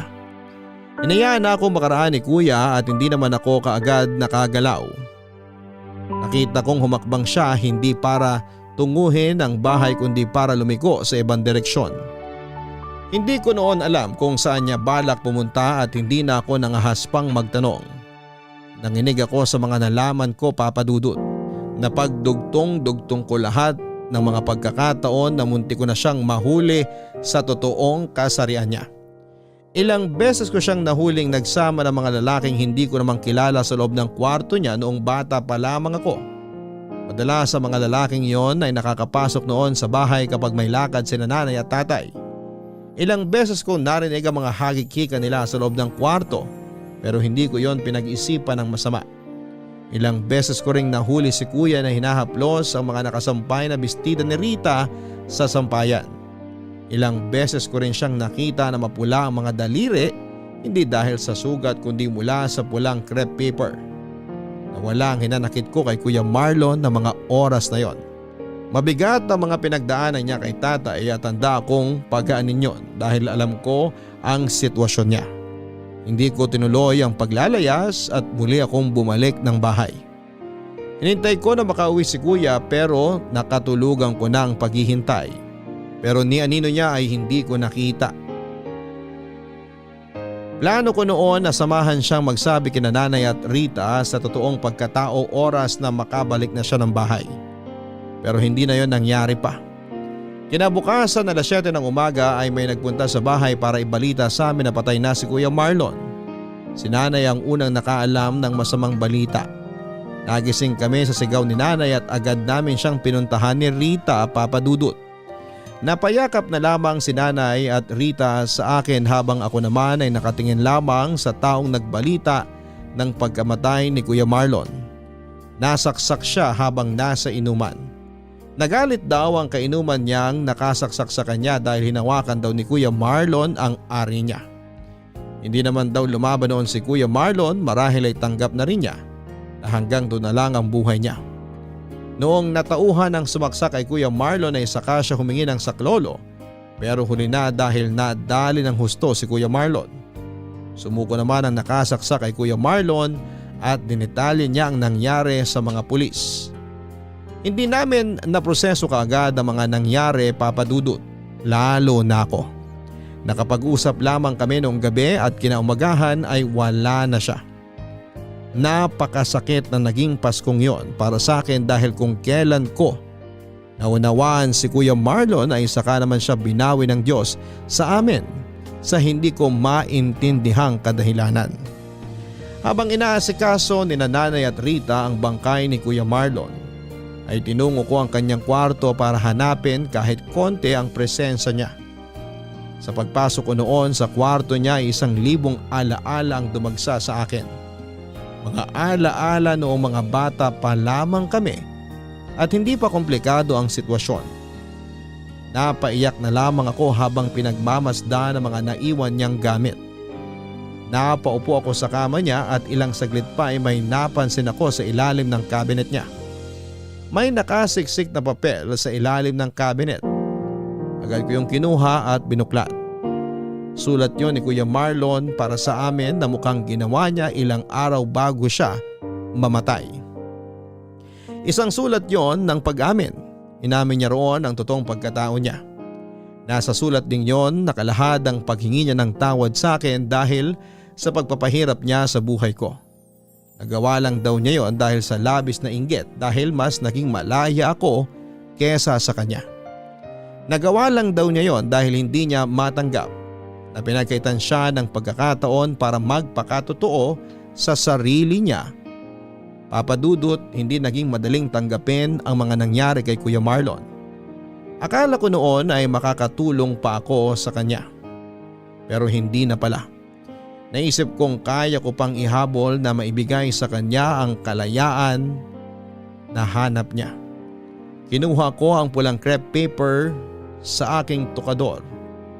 Iningi ko kay Rita ang bestidang laging hinahawakan ni Kuya Marlon sa sampayan. Yon ang pinasuot namin sa kanya habang pinahirang ko naman ang mukha niya ng pulbos at pulang crepe paper. Yon ang naisip kong paraan para makaranas siyang maging malaya kahit sa huling pagkakataon lang. Kahit sa huling pagkakataon ay maranasan niyang magladlad bago siya bumiyahe papunta sa paroroonan niya. Papa Dudut, ilang dekada na nga nakalipas mula noong namatay si Kuya Marlon. Hindi pa rin ako tumigil sa pagdalaw sa kanyang puntod tuwing anibersaryo ng pagkamatay niya. Lagi ako nag-iiwan ng rosas na gawa sa crepe paper na pula bilang paalala sa tunay na pagkatao niya. Hanggang dito na lamang po ang aking liham. Ako ang inyong kabarangay forever, Josie. Mahirap ngang maging malaya kung patuloy mong kinukulong ang sarili mo sa gusto ng ibang tao. Minsan mga kapuso o madalas, tayo rin ang dahilan kung bakit tayo nakakulong. Kung bakit tayo hindi malaya, lagi tayong natatakot sa panghuhusga ng iba. Kaya mas pinipili nating talikuran kung saan tayo totoong magiging masaya. Bakit nga ba nakasalalay sa ibang tao ang desisyon mo sa pagpapakatotoo? Bakit nga ba hinahayaan natin ang ibang tao na gumawa ng paraan para ikulong tayo sa mundo nila? Bakit mo hahayaang ibang tao ang mag-decide kung saan ka pwedeng maging masaya? Kabarangay, magiging pasakit sa atin kung hindi natin magagawang aminin sa mga sarili natin kung sino at ano tayo. Magiging mabigat ang bawat araw sa tuwing mas pinipili nating ilagay sa ating likuran ang mga bagay na dapat ay harap-harapan nating ipinapakita sa iba. Kaya piliin mong maging ikaw, hindi man tanggap ng iba. Ang importante ay tanggap mo kung sino ka. Hanggang sa muli, ako po ang inyong si Papa Dudut sa mga kwento ng pag-ibig, buhay at pag-asa sa Barangay Love Stories Number 1. Mga kwento ng pag-ibig, kwento ng pag-asa at mga kwento ng buhay dito sa Barangay Love Stories. Love Stories. Forever! Nagustuhan ng iyong napakinggan? Ituloy yan via live stream sa www.gmanetwork.com/radio. Kabarangay, i-share mo ang iyong barangay love stories. Sabay-sabay nating pakinggan ang iyong kwento ng pag-ibig, buhay at pag-asa. Ipadala lang sa barangaylovestories@yahoo.com. Ang mga kwento ng pag-ibig, kwento ng buhay at kwento ng pag-asa dito sa Barangay Love Stories. Love Stories. Ikaw kabarangay, handa ka bang baguhin ang sarili mo para sa taong mahal mo? Dear Papa Dudut, I'm Laika, 31 years old and avid listener ng inyong programang Barangay Love Stories since pandemic. Noong ko lang din kasi na-discover ang programa ninyo nang magkaroon ako ng panandaliang work from home setup. Nakikinig noon si Mama ng radyo at dalang-dala siya sa sulat na binabasa ninyo ng araw na yon. At naisip ko noon na balang araw ako naman ang magkukwento ng buhay ko. Hanggang sa eto na at nagkaroon na rin ako ng oras at lakas ng loob. Papadudot masasabi ko na happy-go-lucky type of person ako. Masayahin talaga ako at gusto kong napapasaya din ang mga taong malalapit sa buhay ko. Kasama na doon ang mga kaibigan ko, pamilya at mga naging karelasyon ko. Doon din kasi mas gumagaan ang pakiramdam ko kapag nakikita kong nagiging masaya sila kasama ako. Ginagawa ko ang lahat para sa huli alam ko na wala akong naging pagkukulang o wala akong pagsisisihan, Papa Dudut.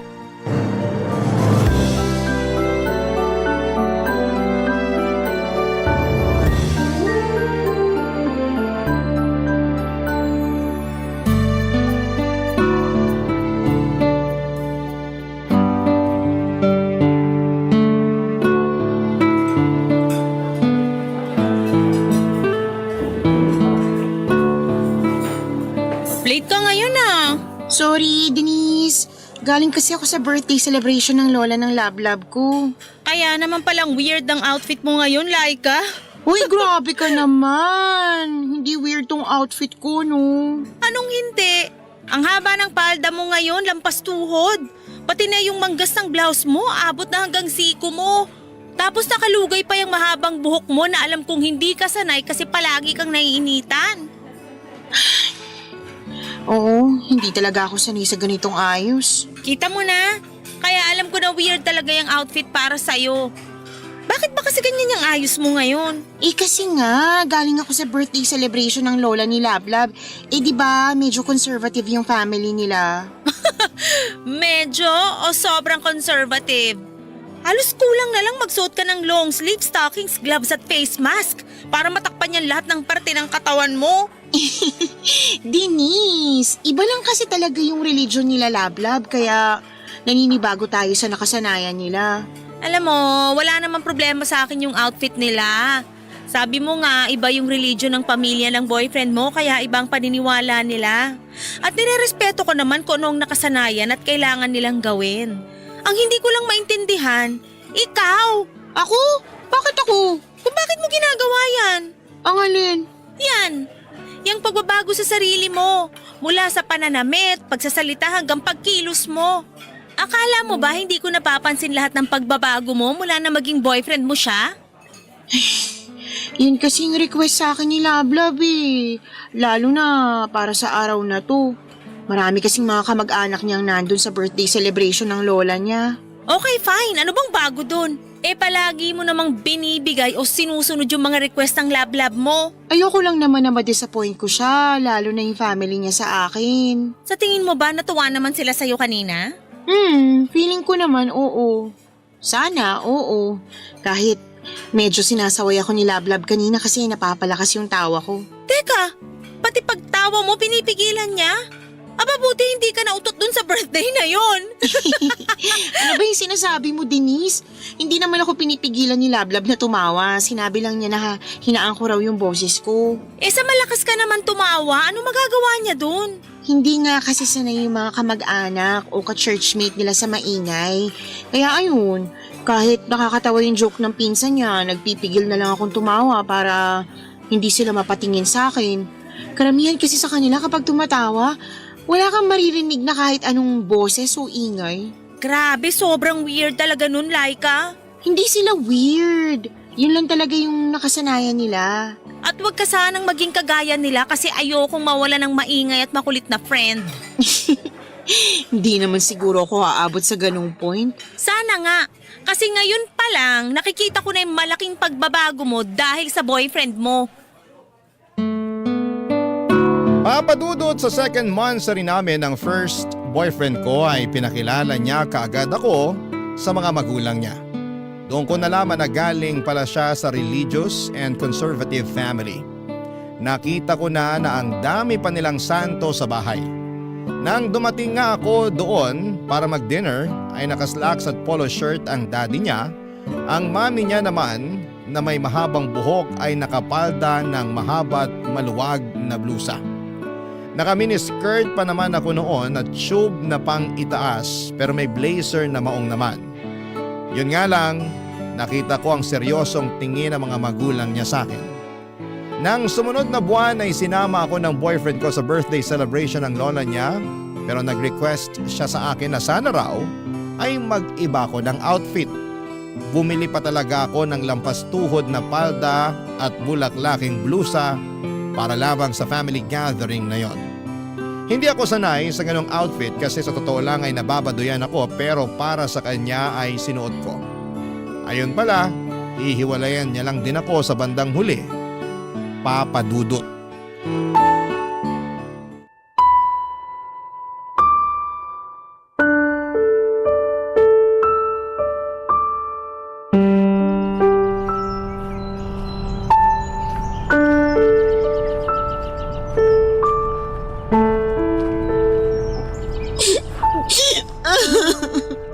Bakit? Hanggang ngayon hindi ko pa rin maintindihan kung bakit. Uy, Laika, hinaan mo naman yung boses mo. Pinagtitinginan tayo ng mga tao dito sa bar dahil sa kakaiyak mo dyan, oh. Paano ako hindi iiyak? Nakipag-break sa akin ang boyfriend ko. Hayaan mo na kasi yun. Wala namang dahilan para iyakan mo siya ng ganyan kalakas. Hindi ko lang kasi talaga maintindihan, Denise. Ang alin ba?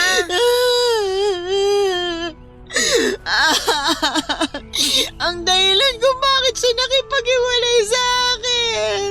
Eh di ba sinabi naman niya kung bakit siya nakipaghiwalay sa'yo? Na marami kayong pagkakaiba na dalawa pagdating sa ugali at pananaw sa buhay? Na nakikita niya magiging problema yun sa pagtagal ng relasyon nyo? Kasi ngayon pa nga lang, palagi na kayo nag-aaway kahit tungkol lang sa maliit na bagay. Nagkakabati rin naman kami kaagad. Paano kayong hindi magkakabate? Palagi mo siyang sinusuyo kahit wala ka namang kasalanan. Kilala mo naman kasi ako. Ayoko nang pinapatagal yung pag-aaway naming dalawa. At dahil dyan sa ginawa mo, pati ang relasyon nyo, hindi rin nagtagal. Hindi ko nga maintindihan kung bakit nangyari yun. Ginawa ko naman lahat para maisalba yung relasyon naming dalawa. Sinunod ko lahat ng request niya pagdating sa ayos at pananamit ko. Pinilit kong makisama sa pamilya niya kahit palaging boring ang topic ng kwentuhan nila. Tapos sasabihin niya na nakikipaghiwalay siya sa akin kasi ayaw sa akin ng parents niya. Saan pa ba ako nagkulang, Denise? Wala kang naging pagkukulang sa relasyon nyo, Laika. Sobra-sobra pa nga yung binigay at ginawa mo para sa kanya eh. Eh bakit hindi niya ako nagawang ipaglaban sa parents niya? Napakabilis niyang sinuko yung relasyon naming dalawa. Ni hindi mo na siya nag-effort na ipagtanggol ako o ang relasyon naming dalawa. Ibig sabihin lang nun, hindi ka talaga niya mahal, kaya pinabayaan na lang niyang masira yung relasyon yung dalawa. Nawala talaga siyang pakialam sa nararamdaman mo nung umpisa pa lang. Akala ko ba kaibigan kita, Denise? Pero bakit ang sakit na mga sinasabi mo sa akin ngayon? Oo nga, kaibigan mo ko. Kaya nga kahit paano, natutuwa ako na nag-break na kayo ng boyfriend mo na yan. Bakit ka naman natutuwa? Nasasaktan na nga ako. Sigurado kasi ako na mas masasaktan ka kapag mas nagtagal pa yung relasyon nyo. Pero mahal ko talaga siya, Denise. Alam ko naman yun. Sa'yo na rin nanggaling na palagi ka nag-a-adjust para sa kanya. At hindi lang para sa kanya, kundi sa buong pamilya niya. Gusto ko kasi na magustuhan at matanggap ako ng pamilya niya. Mali ba mag-effort para sa taong mahal mo at sa mga mahal nila? Hindi naman. Pero alam mo kung ano mali sa ginawa mo? Ano? Yung binago mo yung sarili mo para sa ibang tao. Gets ko naman na gusto mo lang magustuhan ka ng mga magulang ng boyfriend mo. Pero hindi mo kailangan na ipilit ang sarili mo sa kanila. Kung mahal ka niya, hindi niya kailangang piliting magbago ka para sa kanya. Papadudot nang makilala ko ang mga magulang ng first ex-boyfriend ko ay naramdaman ko na kaagad na hindi nila ako gusto. Kasi dahil nga siguro sa suot kong damit noong araw na yon, naalala ko pa na sinabihan ako ng first ex-boyfriend ko na bawasan ng kaunti ang makeup ng gabi na yon. Hindi na rin ako nakapagpalit noon ng damit kasi galing ako sa trabaho. Komportable rin naman kasi ako sa damit na yon. Yun pala ang mga magulang niya ang hindi magiging komportable na kasabay ako sa dinner na yon.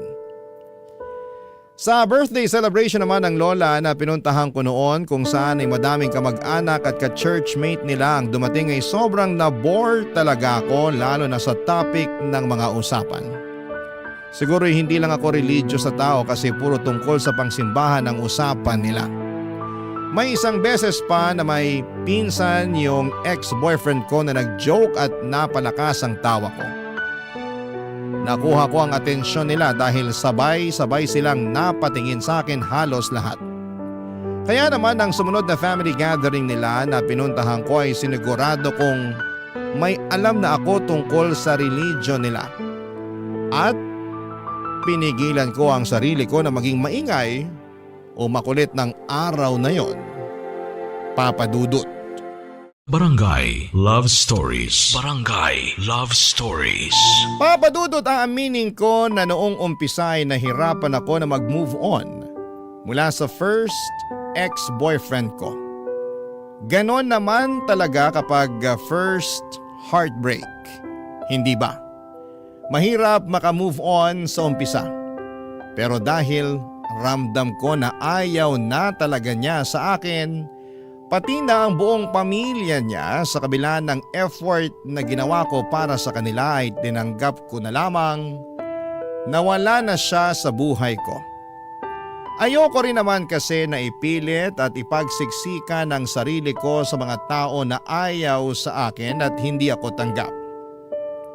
Doon naman pumasok ang pangalawang tao sa buhay ko na mamahalin ko noon. Ang baby loves ko na second boyfriend ko, Papadudot. Clingy siya at party goer, tapos ay mahilig sa mga cute na bagay. Para mas lalo kaming magkasundo ay kinahiligan ko na rin ang mga bagay na yon.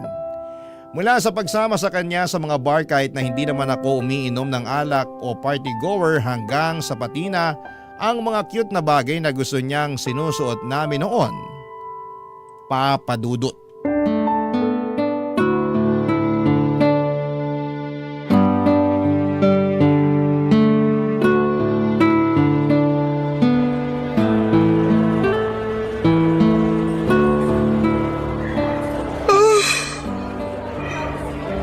Bagay ba sa akin tong blue na miniskirt?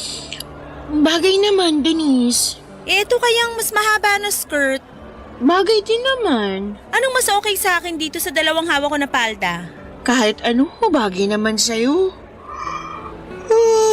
Alam mo kung anong mas bagay ngayon? Ano? Parang mas bagay na umuwi ka na lang kaysa samahan ako dito sa department store tapos parang hikap ka lang naman dyan. Sorry, Denise. Puyat at pagod lang talaga ako. Anong oras ka na ba nakauwi kagabi? 2:00 yata ng madaling araw. 2:00? Oo, kaya nga ako na-late sa usapan natin na lunch out kanini. Kung alam ko lang, kinancel ko na lang muna sana yung lakad natin ngayon. Matagal nang nakaset to, kaya ayoko rin na i-cancel mo para lang sa akin. Nag-promise ako sa'yo na sasamahan kita na mag-shopping eh. Kasama nga kita, pero parang lumulutang naman yung isip mo. Sorry talaga, Denise. Ang totoo, masakit din yung ulo ko ngayon kaya hirap ako mag-isip eh. Pero uminom naman ako ng gamot kanina bago ko umalis ng bahay. Ano ba kasing ginawa nyo? Tinabot kayo na madaling araw sa labas. Tapos nakita ko sa post mo sa Facebook na naka-couple shirt pa kayong dalawa. Ang baduy ah! Grabe ka naman sa amin. Ang cute kayo. Alam ko naman na hindi ka mahilig sa ganon. Kaya sigurado ako na nababaduyan ka rin. Hindi talaga, pero dala niya na yung couple shirt namin kaya sinuot ko na rin. Magtatampo kasi yung bebe labs ko na yun kapag hindi ko pa sinuot kagabi. Isan ba kayo tumambay at tinabot kayo ng madaling araw? Sa resto bar ng kaibigan niya. Ang lalakas nga nilang uminom ng ala kaya pati ako nalasing din talaga. Teka, sila yung malakas uminom. Bakit nalasing ka rin? Kinulit kasi ako ng bebe labs ko na sabayan sila sa pag-inom ng ala kaya ayun, naabot na kami ng madaling araw. Hindi naman ako sobrang uminom pero napainom ng konti. Bakit ka naman pumayag? Alam mo naman na madali kang malasing. Kinulit niya nga kasi ako, tsaka kagabi lang naman yun. Kasi kasama namin yung mga kaibigan niya. Kagabi lang? Nung isang linggo, sinabi mo sa akin na napilit ka rin niyang uminom ng alak nung despedida party ng pinsan niya. Hindi naman ako nalasing nun. Hindi nga, pero sumakit naman yung ulo mo kinabukasan. Hayaan mo na, Denise. Minsan lang naman mangulit ang bebe labs ko. Sa nag-uumpisa lahat, Laika eh. Sa paminsan-minsan na yan. Alam naman ng bebe labs mo na hindi ka mahilig sa mga party, gimikan o alak. Pero doon ka pa rin niya palaging dinadala. Marami rin kasi siyang kaibigan at gusto niya na makilala ko sila kaya sinasama niya ako sa mga lakad nila. Pwede ka naman niyang ipakilala sa ibang paraan. Hindi yung pipilitin ka niyang gawin yung mga bagay na hindi mo naman ginagawa dati. Hindi niya naman ako pinipilit. Aminin mo na, Laika. Hindi mo rin talaga gusto yung mga trip ng baby labs mo. Makakasanayan ko rin naman sigurong gawin yung mga trip niya. Ganito naman talaga sa isang relasyon, diba? Dapat palaging may isang nag-a-adjust o nagbibigay para hindi kayo palagi nagtatalo. Ginagawa ko lang din to para makita ng bebe labs ko ang effort ko at maramdaman niya kung gaano ko siya kamahal. Papadudot mula nang magkaroon kami ng relasyon ng second boyfriend ko ay natuto na akong uminom ng alak. Kahit na ayoko talaga ng lasa ng kahit na anong alak, lalo na ang epekto nito sa balat ko na mabilis mag-rashes. Pinipilit ko ang sarili ko para lamang makasama ang bebe labs ko bago ko siya makilala. 10 PM pa lamang ay tulog na ako, papadudot, pero mula nang maging kami, ang oras na yon ay simula pa lamang ng gimikan namin sa bar. Kapag naman nagde-date kami sa mga mall o sinihan ay gusto niya palagi kaming naka-couple shirt. Alam niyo yung dalawang shirt na may tig-kalahating puso na design? O kaya ay may malaking salita na nakasulat na bawat shirt na he's mine and she's mine. Minsan nga, naka-couple shoes o cap din kami. Basta yung mga ganung bagay para maipakita sa ibang tao na couple kaming dalawa. Sinakyan kong gawin ang mga bagay na yon para sa bebe loves ko. Kahit na hindi ko naman hilig o gusto yon.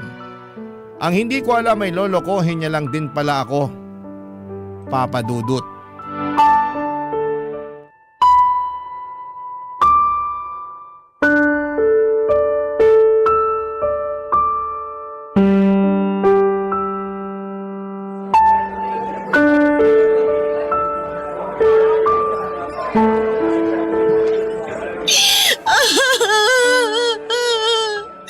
Ang kapal talaga ng mukha niya. Sobrang kapal ng mukha niya, nalukuhin ako. Alam mo, unang beses mo palang na pinakilala sa akin yung baby loves mo, ramdam ko na kagad na hindi gagawa ng mabuti. Bakit hindi mo kaagad sinabi sa akin? Paano? In love na dun sa mokong na yun. Hindi naman masyado. Anong hindi? Lahat ng trip niya, kahit hindi mo trip, sinasakyan mo. Mahal ko nga kasi Andun na tayo sa mahal mo yung cheater na yon. Pero hindi mo naman kailangan na maging sunod-sunuran sa lahat ng gusto niya. Nagpaka-party girl ka, nagpakalasing ka sa alak, tapos nagsusuot ko pa ng couple shirt na alam naman nating hindi mo trip. Gusto ko lang naman na maging masaya siya. Ikaw ba? Naging masaya ka ba? Oo. Nung una, naging masaya ako bago niya ako lukuhin. Kahit napipilitan ako sa mga bagay na gusto niyang gawin ko. Hindi ka totoong naging masaya. Napilitan ka lang na maging masaya. Pero ang kapal pa rin talaga na mukha niya. Sobrang kapal talaga dahil pagkatapos ang lahat ng ginawa mo para sa kanya, nagloko pa talaga siya. Hindi ko talaga alam kung saan pa ako nagkulang Wala kang naging pagkukulang. Sobra-sobra pa nga yung binigay mo na pagmamahal sa kanya eh. Bakit niya nagawa sa akin yon? Kasi nga, cheater siya at hindi siya marunong makontento sa isang tao lang. Kaya wag mong iniiyakan yung manloloko na yun, Laika. Oh, shucks. Naku, bigla akong kinabahan. Ano nangyari? Yung alaga naming pusa, kagabi pa matamlay yun. Tapos nag-text yung pinsan ko, ang dami raw sinuka kanina, kaya kailangan nang dalhin sa veterinarian. Ay, Laika, pasensya ka na. Maiwan muna kita dito sa coffee shop kasi kailangan ko sumunod doon. Ayos lang. Huwag mo na ako alalahanin. Mag-iingat ka. Sige, ikaw din. Tawagan na lang kita mamaya ha. Bye! Bakit niya ako niloko? Ano bang ginawa ko sa kanya para saktan niya ako ng ganito? Bakit? Ano ba yan? Wala na pala akong tissue dito. Miss? Eto tissue. Salamat. Okay ka lang ba? Oo. Baka sakaling gusto mo nang makakasama, pwede bang makishare na lang ako ng table sa'yo? Sige, ayos lang. Salamat. Upo na ako dito ha. Sorry kung makulit ako pero okay ka lang ba talaga? Oo. Sorry din. Hindi ko mapigilang maiyak. Sa totoo lang, kanina pa nga kita napapansin na umiiyak kahit na nung may kasama ka pa. Kaya nung umalis siya, sobra ako nag-alala sa'yo kaya nilapitan na kita. May kailangan kasi siyang puntahan kaya umalis na rin siya kaagad. Miss, alam ko na hindi pa talaga tayo magkakilala. Pero kung ano man yung pinagdadaanan mo ngayon, malalampasan mo rin yan. Salamat. Alam ko naman na kaya ko to. Sa umpisa lang talaga, masakit kapag nalaman mong niloko ka ng karelasyon mo. At alam ko na makakalimutan ko rin ang sakit na nararamdaman ko ngayon. Yan, tama yan. Ganyan dapat. Huwag mo hayaan na lamunin ka ng lungkot. Tsaka niloko ka pala niya eh. Dapat nga hindi mo siya pinag-aaksaya ng oras. Sayang luha mo. Sigurado naman ako na sa bandang huli, kakarmahin din siya sa panlulokong ginawa niya sa'yo. Oo, yun na lang din ang iniisip ko. Salamat. Wala yun. Ay, ako nga pala si Justin. I'm Laika. Thank you ulit, Justin. Papadudot na kilala ko ang Bebe Labs ko nang dahil sa katrabaho ko na pinsan niya. Ito po ang naging tulay sa relasyon naming dalawa. Noong una ay aaminin ko na natutuwa pa ako sa setup namin dahil nakakapag-explore ako ng mga ibang bagay. Kagaya nga ng pagiging party goer niya at mahilig sa mga couple stuff. Pero may mga bagay din na kapag hindi mo trip, mararamdaman mong napipilitang ka na lamang gawin. Pero ginawa ko pa rin kasi mahal ko ang Bebe Labs ko. Nag-adjust ako para sa kanya. Akala ko ay sapat na yung adjustment na ginawa ko para maging loyal siya sa relasyon naming dalawa. Para maging totoong masaya kami. Pero hindi pala, Papadudot. Kasi nagawa pa rin niya akong lokohin at iniisip ko tuloy kung saan ako nagkulang. Bakit kailangan niya pang gawin yon sa akin? Bakit kailangan niya pang humanap ng iba? Ganon ba talaga kapag nagmamahal? Kahit binigay mo ng buo, parang kulang pa rin. Parang kulang pa rin para sa taong minahal mo naman. Papa Dudut. Barangay Love Stories. Barangay Love Stories. Papa Dudut, hindi yun ang huling beses ng pag-uusap at pagkikita namin ni Justin. Nagkapalitan kami ng pangalan sa social media kaya madalas kaming magka-chat sa Messenger at minsan ay nagkakatawagan din. Magaan ang pakiramdam ko sa kanya at nag-enjoy ako na kausap siya. Hindi siya nauubusan ng topic na pwede naming pag-usapan at in fairness, sobrang nakaka-relate ako sa mga topic na yon. Hindi ako nabobore kapag magka-chat kaming dalawa kahit hanggang madaling araw. May mga oras din na naka-shared screen ng phone niya habang magka-video call kami para sabay kaming manood ng movie sa phone niya. Lumalim ang friendship naming dalawa ni Justin at habang tumatagal ay lumalalim din ang espesyal na nararamdaman ko para sa kanya. Hinayaan ko lang ang nararamdaman ko na yon, Papa Dudut. Ayoko naman kasing madaliin ang mga bagay-bagay. Lalo na at kagagaling ko lang din sa relasyon. In-enjoy ko na lamang muna ang mga oras na magkasama kami ni Justin bilang magkaibigan, Papa Dudut.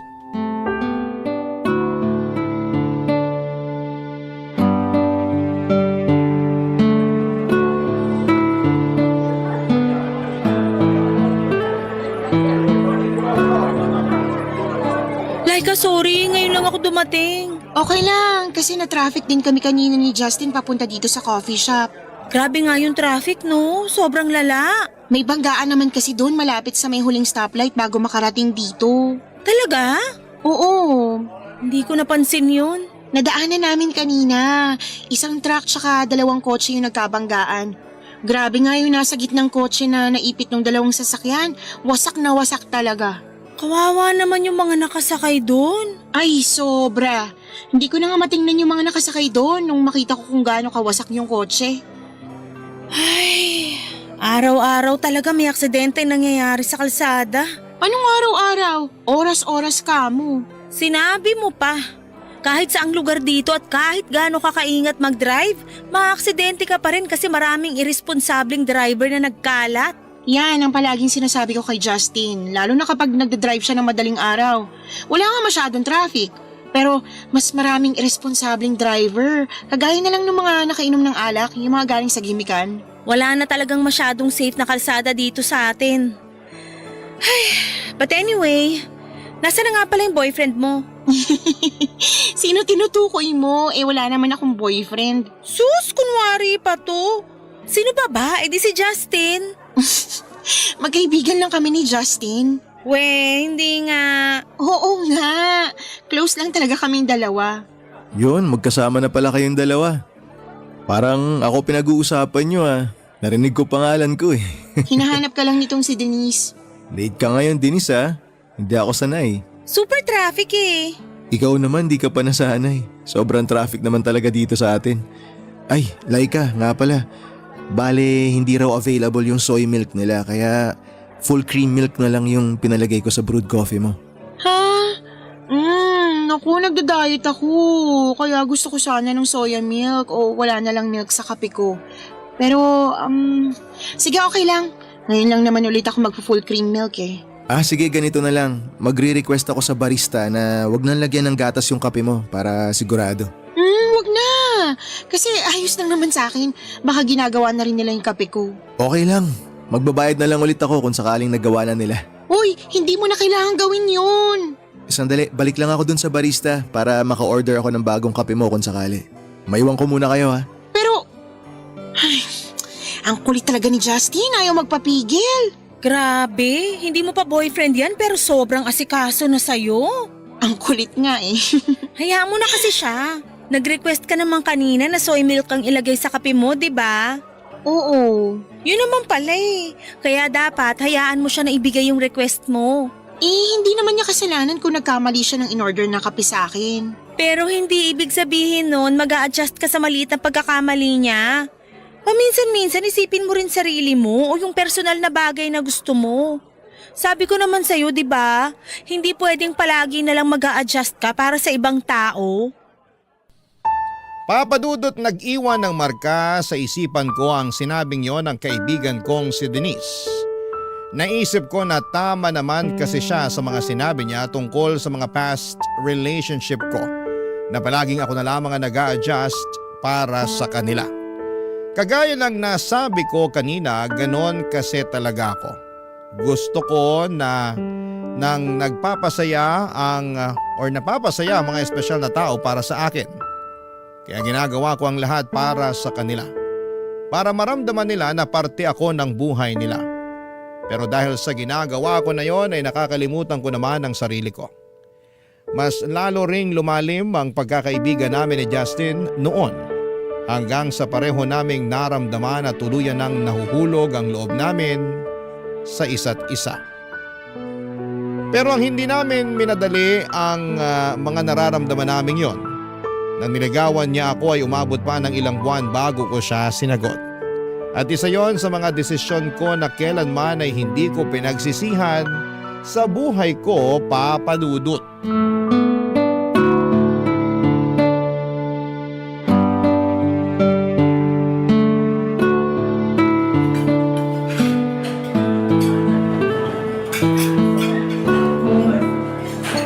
Grabe, B. Ang sosyal naman dito sa restaurant na to. Ang ganda ng interior design. Ang luwag ng place tapos may live band pa talaga na tumutugtog. Ito talaga yung restaurant na request ni na mommy at daddy para sa dinner natin ngayon. Madalas ba silang kumain dito? Medyo, si mommy talaga yung may favorite sa lugar na to. Gustong gusto niya yung steak nila dito.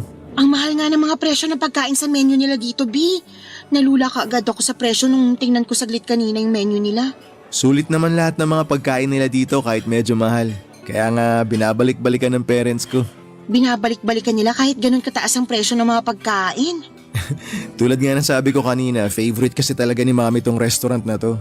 Dito sila madalas nagsiselebrate ng mga special occasion. Pero kahit walang special occasion, gusto pa rin nilang kumain dito. Ay, lalo tuloy akong kinabahan na makita at makilala sila ngayon. Bakit ka naman kinakabahan? Baka kasi hindi nila ako magustuhan para sa'yo eh. Hindi mo pa nga sila nakikilala, yan na kaagad iniisip mo. Sabi mo kasi diba, medyo mahigpit sila sa'yo. Oo, lalo na si daddy. Kasi dating sundalo yun eh. Tapos yung mami mo naman, dating retired high school principal. Oo, tama ka dyan. Ang tagal naman nilang dumating, lalo tuloy akong kinakabahan. Malapit na raw sila. Siguro mga 5 minutes, nandito na yung mga yon. Sigurado ka ba na okay lang tong dress na suot ko ngayon? Oo naman. Bagay na bagay nga sa'yo yung suot mong blue dress eh. Yung ayos ng buhok ko, ayos lang ba? Kahit ano pang ayos ng buhok mo, bagay na bagay sa'yo, B. Relax ka lang. Oh, bakit ang lalim naman ng buntong hininga mo? Wala lang. Yan ba yung wala lang? Nakailang buntong hininga ka na mula nung makarating tayo dito sa restaurant. Mag-relax ka lang, B.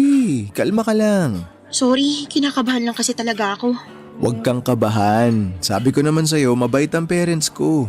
Kinakabahan kasi ako na baka hindi ko ma-meet yung expectations nila sa akin. Kaya nga kagabi pa ako nagtatanong sa'yo kung ano ba sa tingin mo yung gusto nilang isuot ko o ayos ng buhok ko. B, hindi mo naman kailangan i-meet expectations nila eh. B, kung hindi ko gagawin yun, paano nila ako magugustuhan para sa'yo? Magugustuhan ka nila kahit ano pang suot mo. Tsaka kahit ano pa maging ayos ng buhok mo ngayon. Paano ka naman nakakasigurado dyan? Sigurado ako kasi girlfriend kita. Irerespeto ng mga magulang ko kung sino yung taong mahal ko. Alam ng mga magulang ko na sobrang pihikan ko pagdating sa mga babae. Alam nila na pipili rin ako ng babae na kaya kong irespeto at mahalin. Kaya hindi mo na kailangan na baguhin ang sarili mo, B. Magpakatotoo ka lang. Ipakita mo sa mga magulang ko kung sino ka talaga. Papadudot yun ang unang pagkakataon na makikilala ko ang pamilya ni Justin. At yun din ang unang pagkakataon na naging komportable akong kasama ng taong mahal ko at mga taong mahalaga sa buhay niya. Nasanay nga kasi ako na palaging nag-a-adjust para sa ibang tao. Yung tipo na kailangan kong makisama at makibagay sa kanila. Pero kung gaano ako kakomportable sa relasyon namin ni Justin ay ganon din ako kakomportable noong kasama at kausap ko ang pamilya niya. Mabait ang mga magulang niya at kagaya ni Justin ay palabiro ang mga kapatid niya. Nang gabing kasabay kong mag-dinner ang buong pamilya ni Justin ay nabusog talaga ako sa pagkain, kwentuhan at mga tawanan. Yung tawanan na walang halong pagpipigil o kaplastikan. Pagkatapos ng gabi na yon, ang dami kong na-realize at nagbalik tanaw pa ako sa mga nakarelasyon ko noon bago si Justin. Yung palagi kong pag-a-adjust para makibagay sa kanila. Yun kasi ang naisip kong paraan para mag-workout ang isang relasyon. Pero hindi pala yon tama dahil sa isang relasyon dapat nasabay at parehong nag-i-effort ang dalawang tao. Naghihilahan sila pataas at parehong nag-a-adjust sa isa't isa para mas mag-work ang kanilang relasyon. Yun ang ginawa namin ni Justin sa relasyon namin at masasabi ko na malaking bagay yon para mas makilala at mahalin ninyo ang isa't isa. Dahil ngayon, going stronger pa rin ang 4 na taong relasyon naming dalawa. Hindi naman talaga madali ang pumasok sa isang relasyon lalo na kung magkaiba kayo ng personalidad. Ang mahalaga ay nagkakaintindihan kayo at parehong nag-a-adjust. Maraming salamat po pala kung sakali man na mapili po ninyong i-ere ang sulat ko, Papa Dudut. At umaasa ako na nakapag-iwan ito kahit papaano ng aral sa mga nakikinig ngayong tanghali. Hanggang dito na lamang po, Papa Dudut. Maraming salamat po sa inyo at sa bumubuo ng inyong programa. Gayon din sa inyong mga tagapakinig araw-araw, kabilang na ang pamilya namin. Ang inyong forever, kapuso at kabarangay, Laika. Ano ang masasabi mo sa ating Barangay Love Stories today? Aabangan namin yan sa aming comment section. Ang mga kwento ng pag-ibig, kwento ng buhay at kwento ng pag-asa dito sa Barangay Love Stories. Love Stories.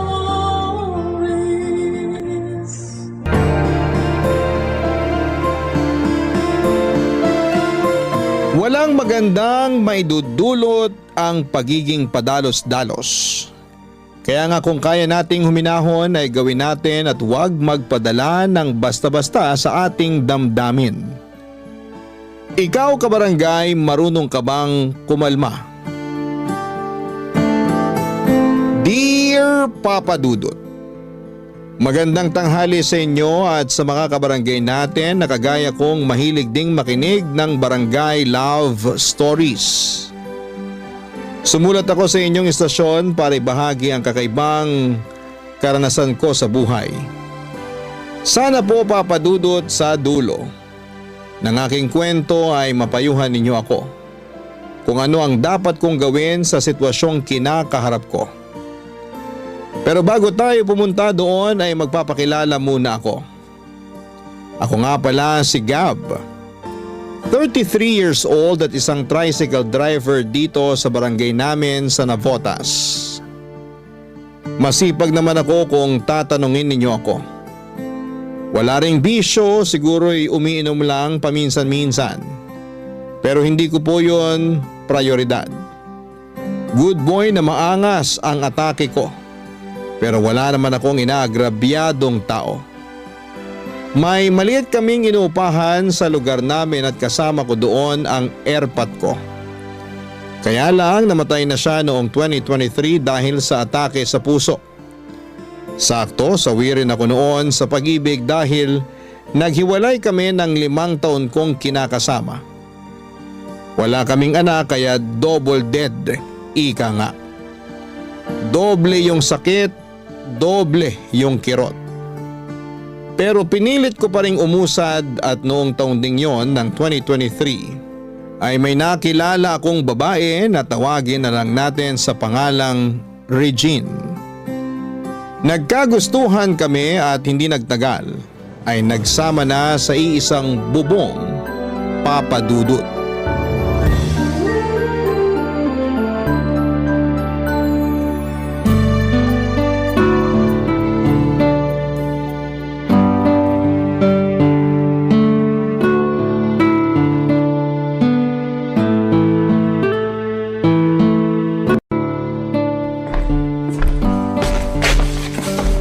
Morning, bebe ko! Aga mo nagising ah. Pagbangon ko, di na kita katabi kaya hinanap agad kita. Walang good sa morning. May problema ba? Wala naman, pero frustrated lang ako. Bakit? Kasi nag-PT ako kanina pero negative pa rin ang lumabas. Tingnan mo. Tingin nga. Isang guhit lang, di ba? Oo nga. Inulit ko pa yan kanina para makasigurado. Kaso pareho lang yung resulta. Akala ko kasi buntis na ako dahil delay yung menstruation ko. Kaya lang kanina dinugo na ako. Lintik talaga. Alam ko na gustong-gusto mo nang magka-baby tayo. Pero baka ganun talaga. Anong baka ganun talaga? Na hindi pa pinagkakaloob sa atin kasi di pa to yung tamang panahon. Paano hindi pa to yung tamang panahon? Ilang buwan na tayong nagsasama. Saka malapit na ako mag-30. Gusto ko na magka-baby tayo, Gab. Gusto ko rin naman pero anong magagawa natin? Wala pa talaga. Buti pa yung iba dyan, dali-dali magkaanak pero tayo pinahihirapan pa. Kaya nga. Baka naman ikaw ang may problema, hindi kaya? Paano mo naman nasabi? Naisip ko lang kasi wala rin kayong anak ng dati mong kinakasama. Baka baog ka. Hindi naman siguro. Hindi natin malalaman kung hindi ka magpapatingin. Wala naman sa lahi namin yun eh. Tsaka gastos lang yan. Ang akin lang naman, gusto kong malaman kung mabibigyan mo ba ako ng anak. Kaya nga subukan lang natin ang subukan. Malay mo, isa sa mga araw na to makatsamba tayo. Ewan ko, pero napapagod na ako. Anong napapagod? Saan ka napapagod? Sa pag-asa na mabubuntis pa ako.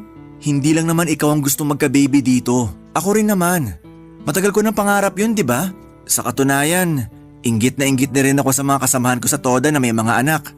Paulit-ulit kong sinasabi na gusto ko na rin maging tatay. Kaya sana wag ka naman sumuko. Subukan pa natin. Pangako, mas gagalingan ko pa yung ano. Yung ano? Yung pangroromansa sa'yo para makabuo na tayo. Sira ka talaga. Baka kasi kailangan ko lang maging mas mainit sa'yo para sure ball na. Anong sure ball? Sigurado na. Saan mo ba napulot yung salitang yan? Doon lang sa mga estudyante na hinahatid ko sa eskwelahan. Naririnig ko yung mga pinag-uusapan tapos ulit-ulit nilang sinasabi yan. At ginaya mo naman. Ikaw talaga. Pinagagaan ko lang yung usapan. Hindi naman mabigat yung usapan natin. Ako lang yung nagpabigat kasi masyado akong naging emosyonal. Ganun siguro talaga pag umasa ka ng husto. Kasalanan to ng menstruation ko. Bakit kasi delay tapos nang bibigla? Pero na-realize ko na tama ka rin naman. Pareho lang tayo na gustong magka-baby. Sinusubukan naman natin eh. Huwag na lang nating sukuan. Sorry kanina, bebe ko. Wala yun. Naiintindihan naman kita kung gustong-gusto man na magka-baby tayo. Oo, at alam ko sa sarili ko na ikaw ang gusto kong maging tatay ng magiging anak natin. Kaya nga gagawin natin ang lahat para magka-baby. Huwag tayo sumuko agad. Sabi nga sa kasabihan, pag may tiyaga, may baby. Pinagsasasabi mo, nilaga kaya yun? Ay, nilaga pala. Ewan ko sa'yo. Nawala na yung inis at lungkot ko, napalitan na ng tawa. Ayaw mo nun? Dapat masaya lang tayo kahit pangit nangyayari para di tayo masyadong maapektuhan. Kahit kailan, napaka-positibo mo talaga mag-isip. Oo naman. Kaya dapat ganun ka rin. Huwag ka masyadong magpaka-stress. Tama rin naman. Baka dahil sa stress lalo kong mahirapan magbuntis. Ayoko namang mangyari yun. Hindi mangyayari yun kasi nandito ako para maging payaso mo. Patatawanin kita pag malungkot ka. Pangako yan. Papadudot tubong Karkar City sa Cebu si Regine. Pero noong 2015 ay lumuwas siya ng Maynila para makipagsapalaran. Pinapunta raw siya rito ng tiyahin niya para mga tulong kaya lang nag-migrate na sa abroad ang mga amo nila noong 2021. Bale umuwi na raw sa Cebu City ang tiya niya samantalang nagpaiwan naman siya rito sa Maynila para mamasukan ng iba't ibang trabaho. Isa na nga doon yung laundry shop na dati niyang pinapasukan. Kinatagalan ay na-assign siya sa branch na nasa barangay namin na lagi kong nadaraanan kapag namamasada ako. Kahit may tubig at sabong panlaban naman sa inuupahan ko, ay mas pinili ko pa rin magpalaba sa laundry shop na pinagtatrabahuhan ni Regine para pormahan siya. Sakto, pareho kami noong single at naghahanap ng love life. Matagal na rin daw kasi noong huling nagka-boyfriend siya. Noong nagsama na kami sa isang bubong, ay naging sobrang mainit kami sa kama. Gusto na kasi naming magka-baby kaya lang ay parang inaalat naman kami. Lahat yata ng posisyon na nirekomenda ng mga katoda ko para makabuo ay ginawa na namin ni Regine pero bokya. Wala pa rin. Malapit na akong mabaliw noon sa kakaisip na baka ako nga ang may problema. Pero noong December ng parehong taon ay may maagang pamasko sa akin ang kinakasama ko.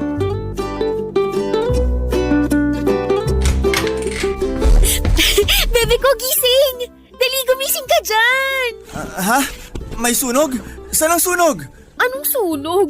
Sabi mo may sunog! Halika na! Lumabas na tayo sa bahay, dali! Bubuhatin na kita! Hoy, siraulo ka. Ibabaha mo nga ako. Walang sunog. Wala? Oo, wala. May naamoy ka bang sunog? Wala naman, di ba?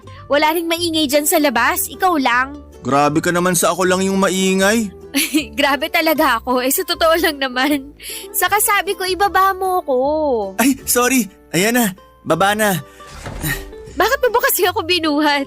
Syempre, para maligtas kita ng mabilis kung totoo nga may sunog. Wala nga sabing sunog. Saka palagay mo sa akin, hindi ko kayang iligtas ang sarili ko. Bebe naman, sorry na. Naalimpungatan lang ako kasi nagsisigaw ka dyan. Sakto, nanaginip pa naman ako ng sunog, kaya ayun. Akala ko totoong buhay na. Huwag ka kasing manood ng mga bayolenteng palabas kaya napapaniginipan mo eh. Ganun ba yon? Oo. Maiba tayo, bebe ko. Bakit ka ba sumigaw kanina? Nataranta tuloy ako. Nataranta rin naman ako noon. Ha? Bakit? Kasi may nangyari. Ano? Kinakabahan naman ako sa'yo. Sira, bakit ka kinakabahan? Siyempre. Di ko alam kung mabuti o masama ba yung nangyari para magsisigaw ka dyan. Masama lang ba ang pwedeng mangyari? Siyempre mabuti to. Good news to, baby. Talaga? Ano yun? Sabihin mo sa akin. Teka lang. Kunin ko na lang sa bulsa ko yung... Ayan. Anong gagawin ko dyan sa pregnancy test? Kainin mo. Char, malamang titingnan mo. Dali. Tingin nga. Hala, 2 guhit! Oo. Ibig sabihin buntis ka! Ganun na nga. Salamat sa Diyos! Salamat talaga! Uy, bakit ka umiiyak? Siyempre, masaya lang ako. May masaya bang umiiyak? Meron, ako. Hindi ko lang maitawa yung saya ko kaya iniyak ko na lang. Huwag ka nang umiyak, pati ako naiiyak eh. Masayang masaya lang ako kasi sa wakas natupad na yung matagal nating pangarap na magkaanak. Alam ko naman na kumpleto ng pamilya natin at tayo lang ang magkasama pero iba pa rin kapag may baby na tayo. Yun nga eh, paulit-ulit ko rin pinapaalala sa sarili ko na kumpleto na tayo. Nabuo na tayo. Magkaroon man tayo ng baby o hindi. Pero, syempre, palagi ko pa rin dinarasal na sana bigyan tayo ng Diyos ng anak. Kahit 2 lang o 1. Sa hirap ba naman ng buhay ngayon? Ang mahalaga, meron tayong anak na masasabi nating nanggaling sa atin. Hindi na ako maiinggit sa mga kasamahan kong may anak dahil magiging tatay na rin ako. Magiging tatay na rin ako! Hoy, ang hyper mo. Mamaya magtaka mga kapitbahay kung bakit ka sumisigaw dyan. Wala akong pakialam. Gusto ko nga na malaman nila na masaya ako dahil magiging tatay na ako. Grabe, parang gusto kong manlibre ng sakay ngayong araw ah. Ha? Anong manlibre? Aba, yan naman ang wag na wag mong gagawin dahil malulugi ka. Saka baka wala tayong panggastos mamaya. Tandaan mo, sa susunod na linggo pa ang sweldo ko. Naku, malilintikan ka talaga sa akin, Gab. Joke lang naman. Ito talagang bebe ko, nagalit na dyan. Ikaw kasi. Joke nga lang. Siyempre magsisipag ako sa pamamasada ngayong araw para masarap ulam natin mamaya. Anong gusto mong ulam natin mamaya? Parang gusto ni baby ng lechon pork belly. O sige, bibili ako niyan para sa 2 baby ko.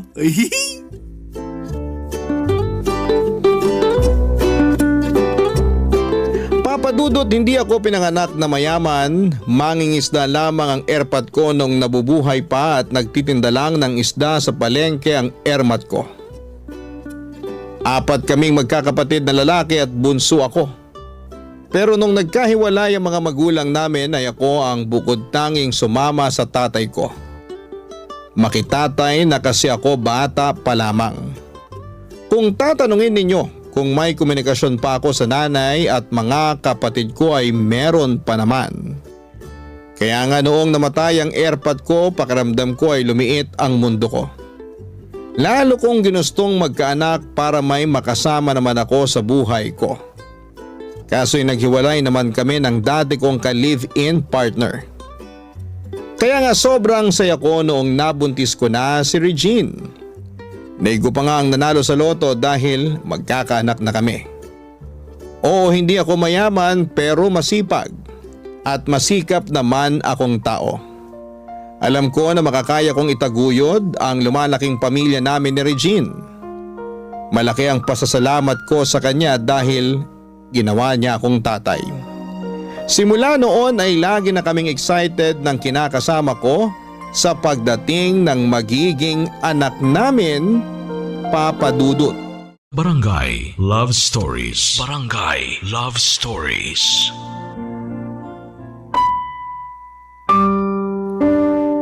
Papa Dudut, tulad ng sinabi ko ay naging masipag at masikap ako sa pagtatrabaho. Ang dating 10 oras ng pamamasada ko ng tricycle ay nadagdagan pa ng ilang oras. Kaya naman malimit namin yung pagtalunan ng kinakasama ko.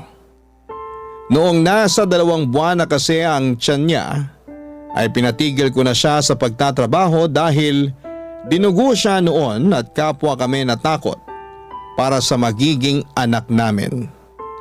Pero ayon sa OB ni Regine ay safe naman ang baby, kaya lang nirekomenda nito na huwag siyang masyadong magkikilos. Dahil sa nangyari, nasa inuupahan na lang namin ang kinakasama ko at ako na lamang ang nagtrabaho. Tapos nagkaroon din kami ng sistema ni Regine sa bahay araw-araw. Bago ako umalis para mamasada, ay nilulutuan ko na lamang siya ng pagkain para pagising niya ay kakain na lamang siya.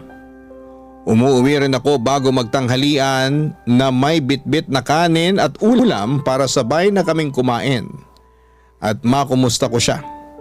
Kapag hapon naman ay dinadaanan ko siya para abutan ng merienda. Pinakiusapan ko rin ang malapit kong pinsang babae na taga-barangay lang din namin na tignan ang kinakasama ko kapag namamasada ako. Tapos inaabutan ko na lamang siya kahit magkano.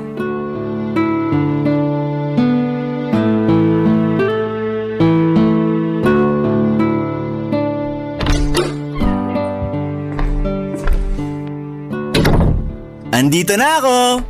Pakis nga sa magandang bebe ko. Ew, lumayo ka nga sa akin. Bakit mo naman nilamukos nguso ko? Hindi ba halata? Ayoko magpakis. Bantot-bantot mo. Malamang, galing ako sa labas. Nausukan dahil namasada ako pero di naman ako ganun kabantot ah. Sus, hindi raw. Siyempre ilong mo yan, pero mas naniniwala ako sa ilong ko. Bakit ba parang bad mood ang bebe ko? Bad mood talaga ako kasi ang tagal mo na namang umuwi. 9:00 na kaya ng gabi. Ay, sorry naman. Sinipag kasi ako ngayong mamasada. Sinamantala ko na rin gawa ng maraming pasahero. Tsaka konti lang kami ng mga kasamahan ko kasi yung iba may mga trangkaso. Buti na rin yun di sila pumasada para makapagpahinga at gumaling. Pwede bang aga-agahan mo naman ang uwi mo sa susunod? Bakit? Namimiss mo na ako, no? Hindi ah. Sus, kunwari ka pa eh. Aminin mo na. Namimiss mo na ang bebe mo. Sige nga, kiss mo ko. Huwag mo ang ilapit yung mukha mo, susungal-galin kita. Grabe naman, ang bayolente. Teka, binigyan ka ba ng ulam ng pinsan ko? Nagabot ako sa kanya ng pera pandagdag sa lulutuin niyang kare-kare kanina.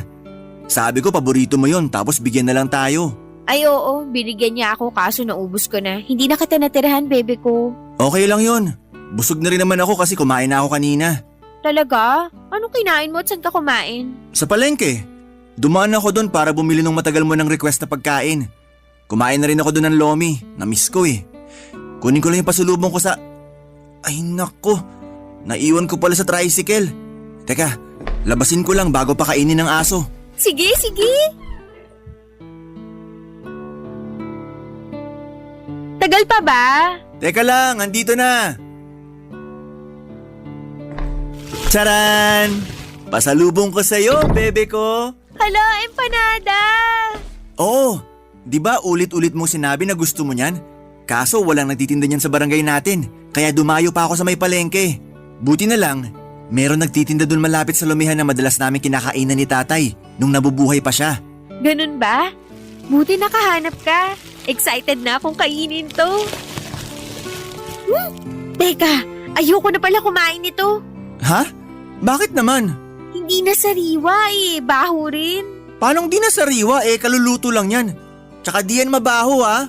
Basta, tingin ko dyan di na sariwa kaya hindi na yan masarap. Ayoko na yan. Baby naman, akala ko gusto mo niyan. Gusto ko nga, pero nagbago ng isip ko. Nasusuka na ako, makita pa lang yan. Kaya pwede ba, ilayo mo na sa akin yan? Ayan, kunin mo tapos itapon mo. Ano? Bakit itatapon? Sayang naman. Ayoko na nga kasi niyan. Kakainin ko na lang. Huwag mong kainin, itapon mo sabi.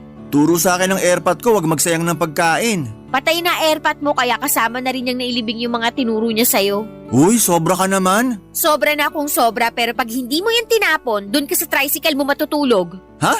Bakit naman? Malamang, maaamoy ko yan sa hininga mo mamaya kaya ayaw kitang katabi. Regine naman, kakainin ko na lang to. Itapon mo sabi. Ay. Sige ka, pag hindi mo yan tinapon, ibig sabihin hindi mo na ako mahal. Hala, saan naman ang galing yan? Sa akin lang. Itapon mo na sabi yan bago pa kita mapalaya sa harapan ko. Pambihira namang babae to. Kanina lang masaya tapos biglang umiyak. Ngayon naman parang dragon na kulang na lang magbuga ng apoy.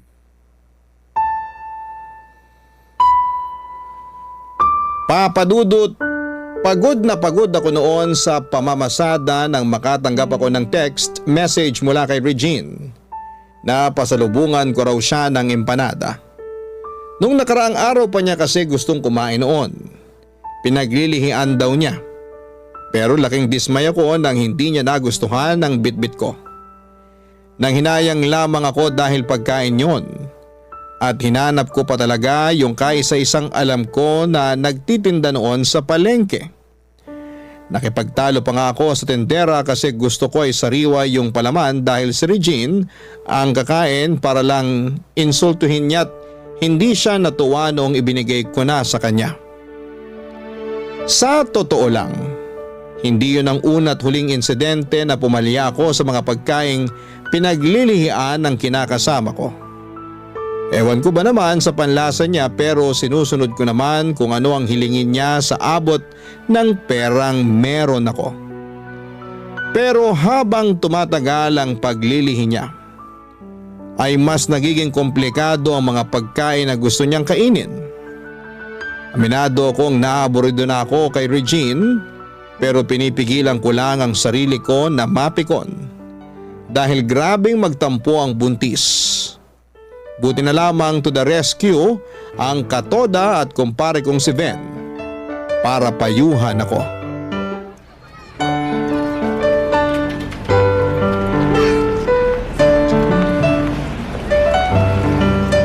Uy, napapansin ko parang kanina ka pa nakasimangot ah. Sinong di sisimangot? Bago ko umalis ng bahay, nag-away pa kami ni Regine. Tungkol saan naman? Sa ulam na niluto ko. Bale, naggata kasi ako ng isdang tambakol. Kaso nung nakita niya, ayaw daw niya yon kasi pangit daw itsura. Tapos nasusuka raw siya sa gata. Kagabi panay lambing sa akin na magginata ang isda ko ngayong araw. Ayun, aga ko dun sa palengke para bumili ng bagong piga na gata para sariwa. Tapos sasabihin niya ayaw niya, ganito, ganyan. Masarap naman yung luto ko. Nakakapikon na. Oh, easy. Kalma ka lang muna. High blood ka na eh. Sinong di ma-high blood? Sige nga.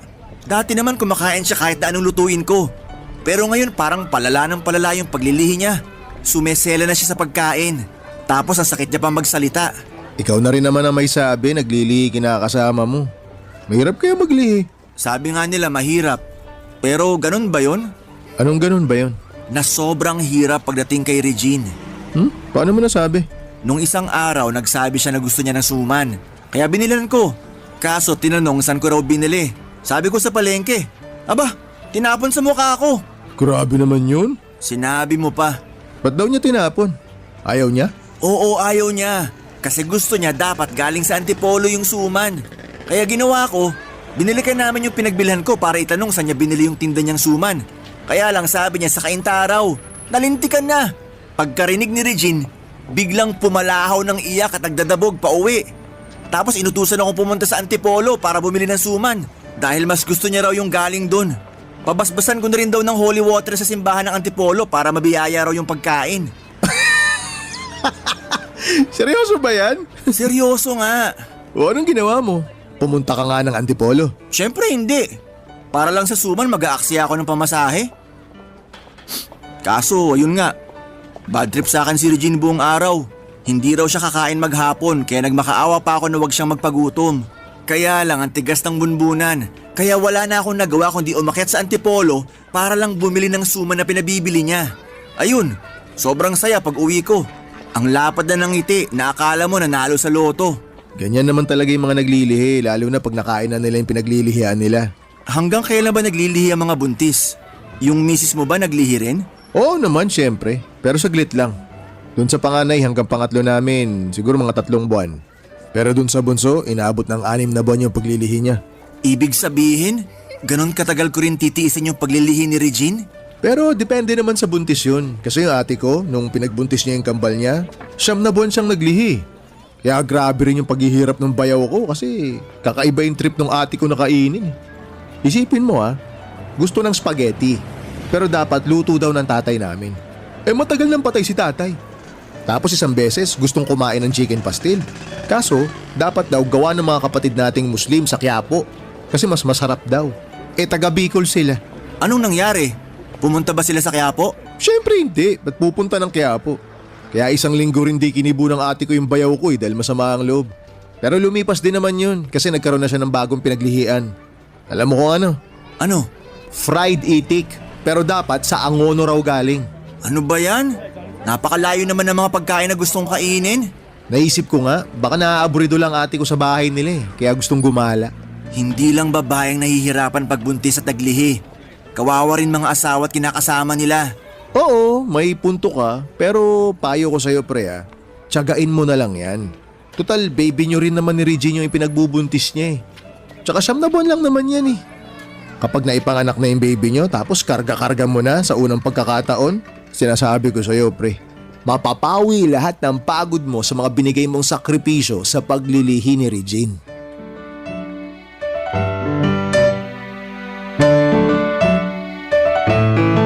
Papadudot matalik na kaibigan at parang kapatid na ang turing ko kay Ven. Kilala rin siya ni tatay at siya ang katukatulong ko noong burol at libing ng airpat ko. Karamay ko rin si Ven noong hiniwalayan ako ng una kong kinakasama, taga Sulsul, at suporta noong umamin akong gusto kong ligawan si Regine. Bukod doon ay inaanak ko ang panganay niya kaya magkumpare rin kami. Idol ko talaga si Ven. Noong hindi pa ako nagkakaanak dahil mabilis niyang nabubuntis ang misis niya. Sa katunayan, naka-4 na siyang anak pero dahil sa hirap ng buhay ay natuto na silang mag-asawa na mag-family planning. Katulad ko ay kayod kalabaw din si Ven para matustusan ang pangangailangan ng kanyang pamilya. Kahit na mapagbiro at pilyo ang kumpare kong yon, ay alam kong loyal siya sa kanyang asawa. Wala pa akong nababalitaan na may iba siyang bebot na nagugustuhan. Barangay Love Stories. Barangay Love Stories. Papadudot 5 buwan na noon ang pagbubuntis ni Regine pero naglilihi pa rin siya. At sa bawat araw na ginawa ng Diyos, ay mas pinahirapan ako ng kinakasama ko sa mga pagkain na gusto niyang kainin. Napapailing na lamang ako dahil yung iba doon ay hindi na pagkain. May isang beses na sinabi niya na gusto niya raw kumagat ng hollow block dahil curious daw siya sa lasa nito.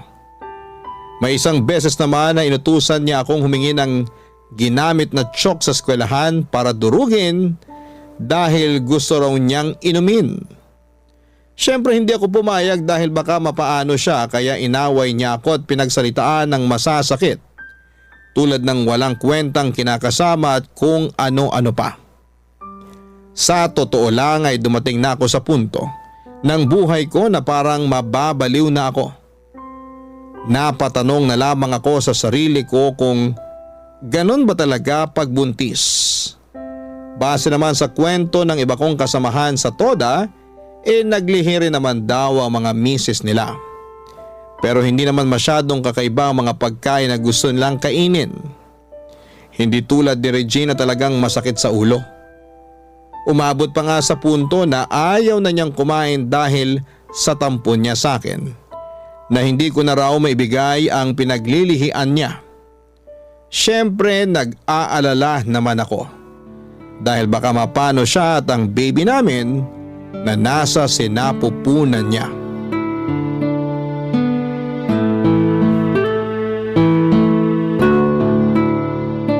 Baby ko naman. Mo ko mabebe-bebe ko dyan, masasampal kita. Grabe ka naman.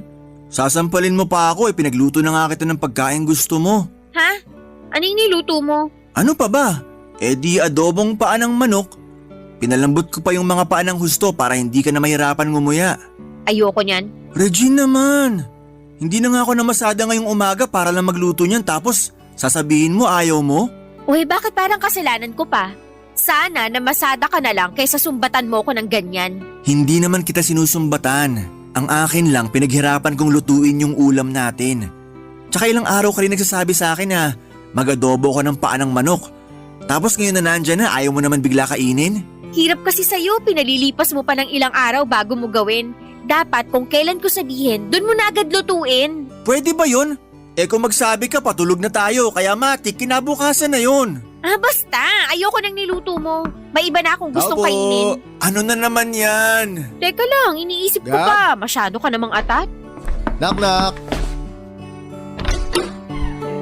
Oh, Ven, napadalaw ka.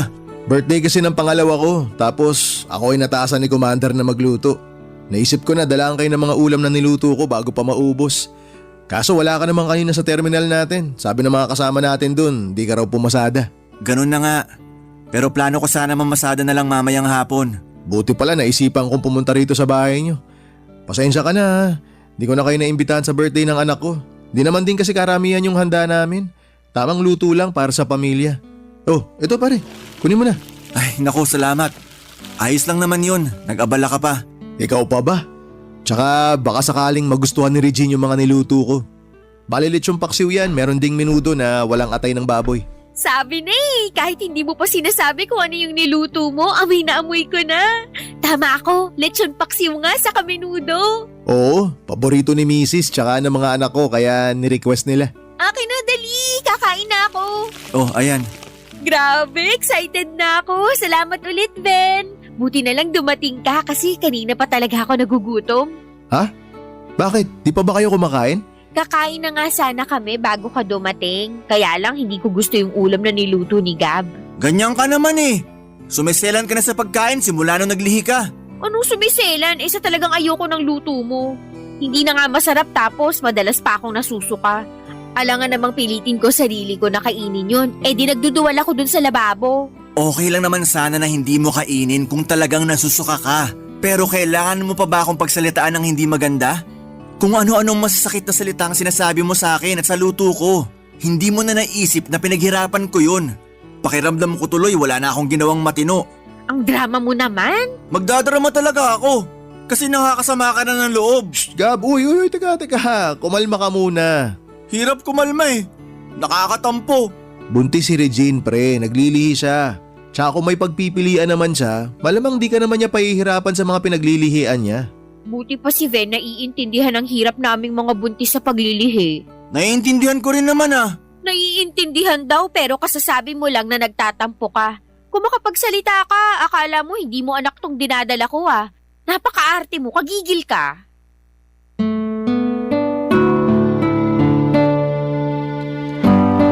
Papadudot, hindi ko alam kung nakita ng Diyos ang pagmamakaawa ko kay Regine na kumain ng araw na yon.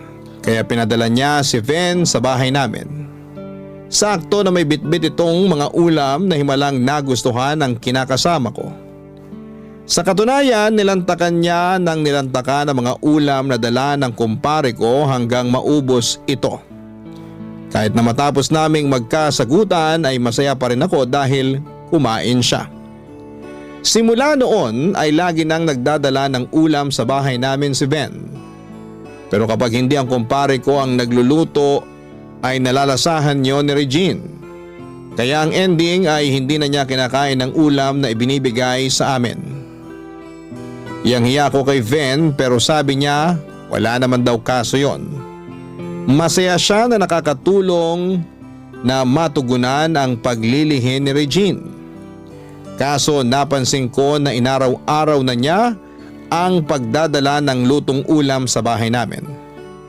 Anytime siya ako magdala. Minsan inaabot niya yon sa akin pag nagkikita kami sa terminal pero madalas ay idinaraan niya sa inuupahan namin ni Regine ang mga ulam para personal na iabot sa kinakasama ko.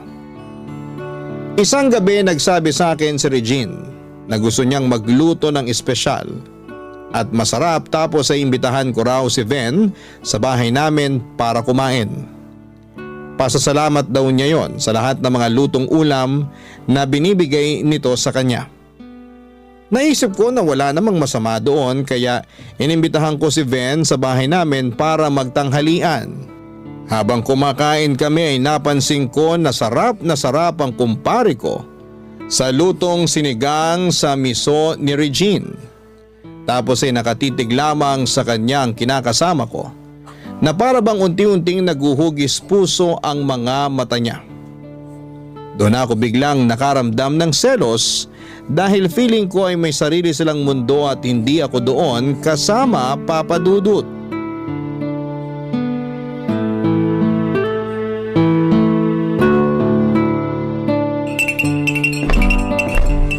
Ano yung ginagawa mo? Nagtitimpla ng kape para kay Ven. Busog na busog daw siya eh. Pampababa lang sana ng kinain. Eh ako, hindi mo ba ako pagtitimpla?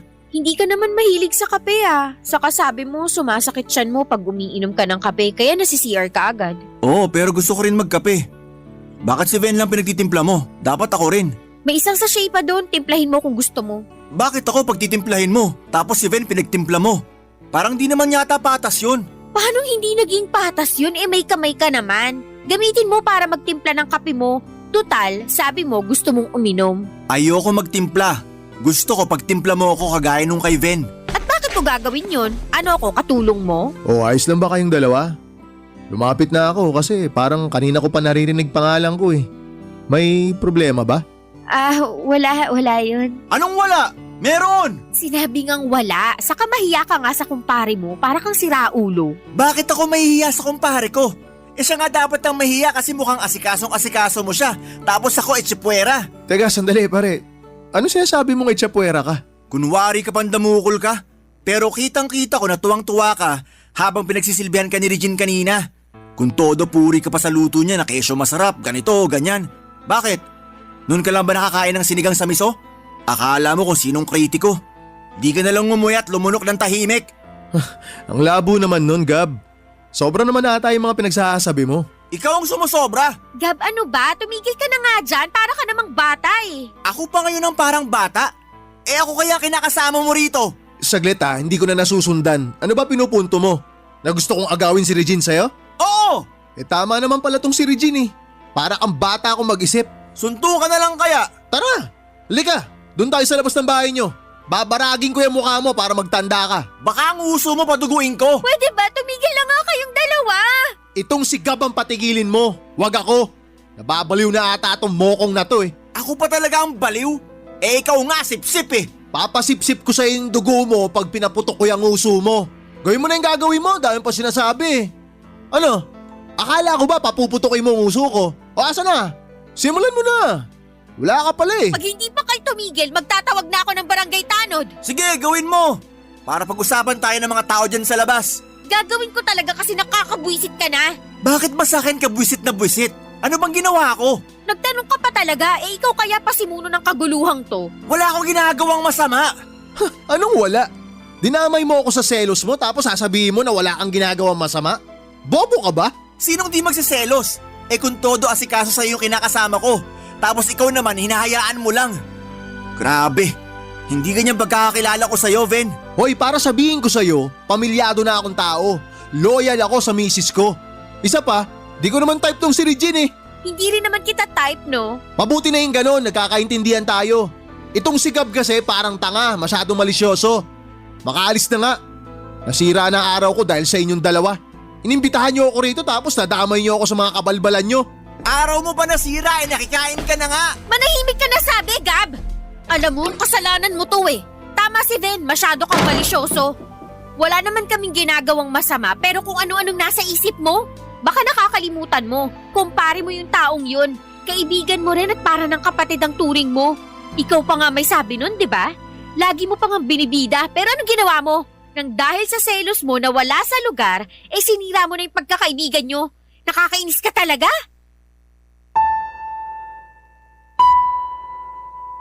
Papadudot matapos mag-walk out ni Regine para magpalamig ng ulo, ay nakapag-isip-isip ako ng mabuti.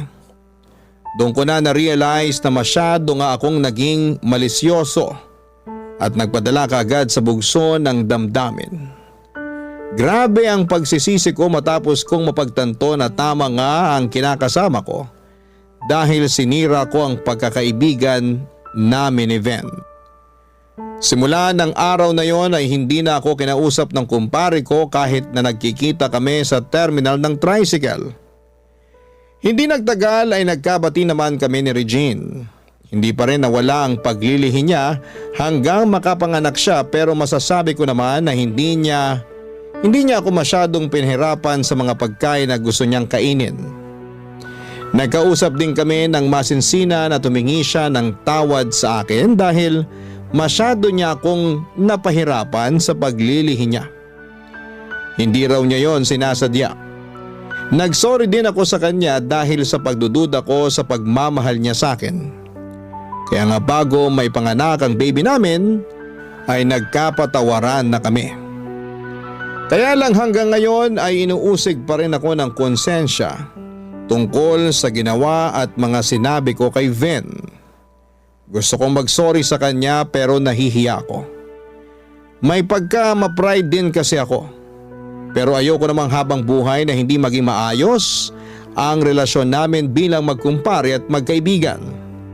Kaya sana po ay mapayuhan ako ng mga kabarangay natin. Kakausapin ko na ba si Ven at magsusorry ako o hahayaan ko na lamang na lumipas ang mga nangyari? Maraming salamat po, Papa Dudut. Sakaling mapili po ninyong i-ere ang sulat ko sa Barangay Love Stories. Malaking bagay sa akin ang maipapayo ng mga kabarangay natin. God bless and more power sa inyong istasyon. Ang inyong forever, kapuso at kabarangay, Gab. Barangay Love Stories. Barangay Love Stories. Nalilito pa rin sa life ang ating kabarangay. Ano kaya ang maipapayo mo sa kanya? Ibahagi mo yan sa ating comment section para mabasa rin niya. Nagustuhan ng iyong napakinggan? Ituloy yan via live stream sa www.gmanetwork.com/radio. Barangay LS 97.1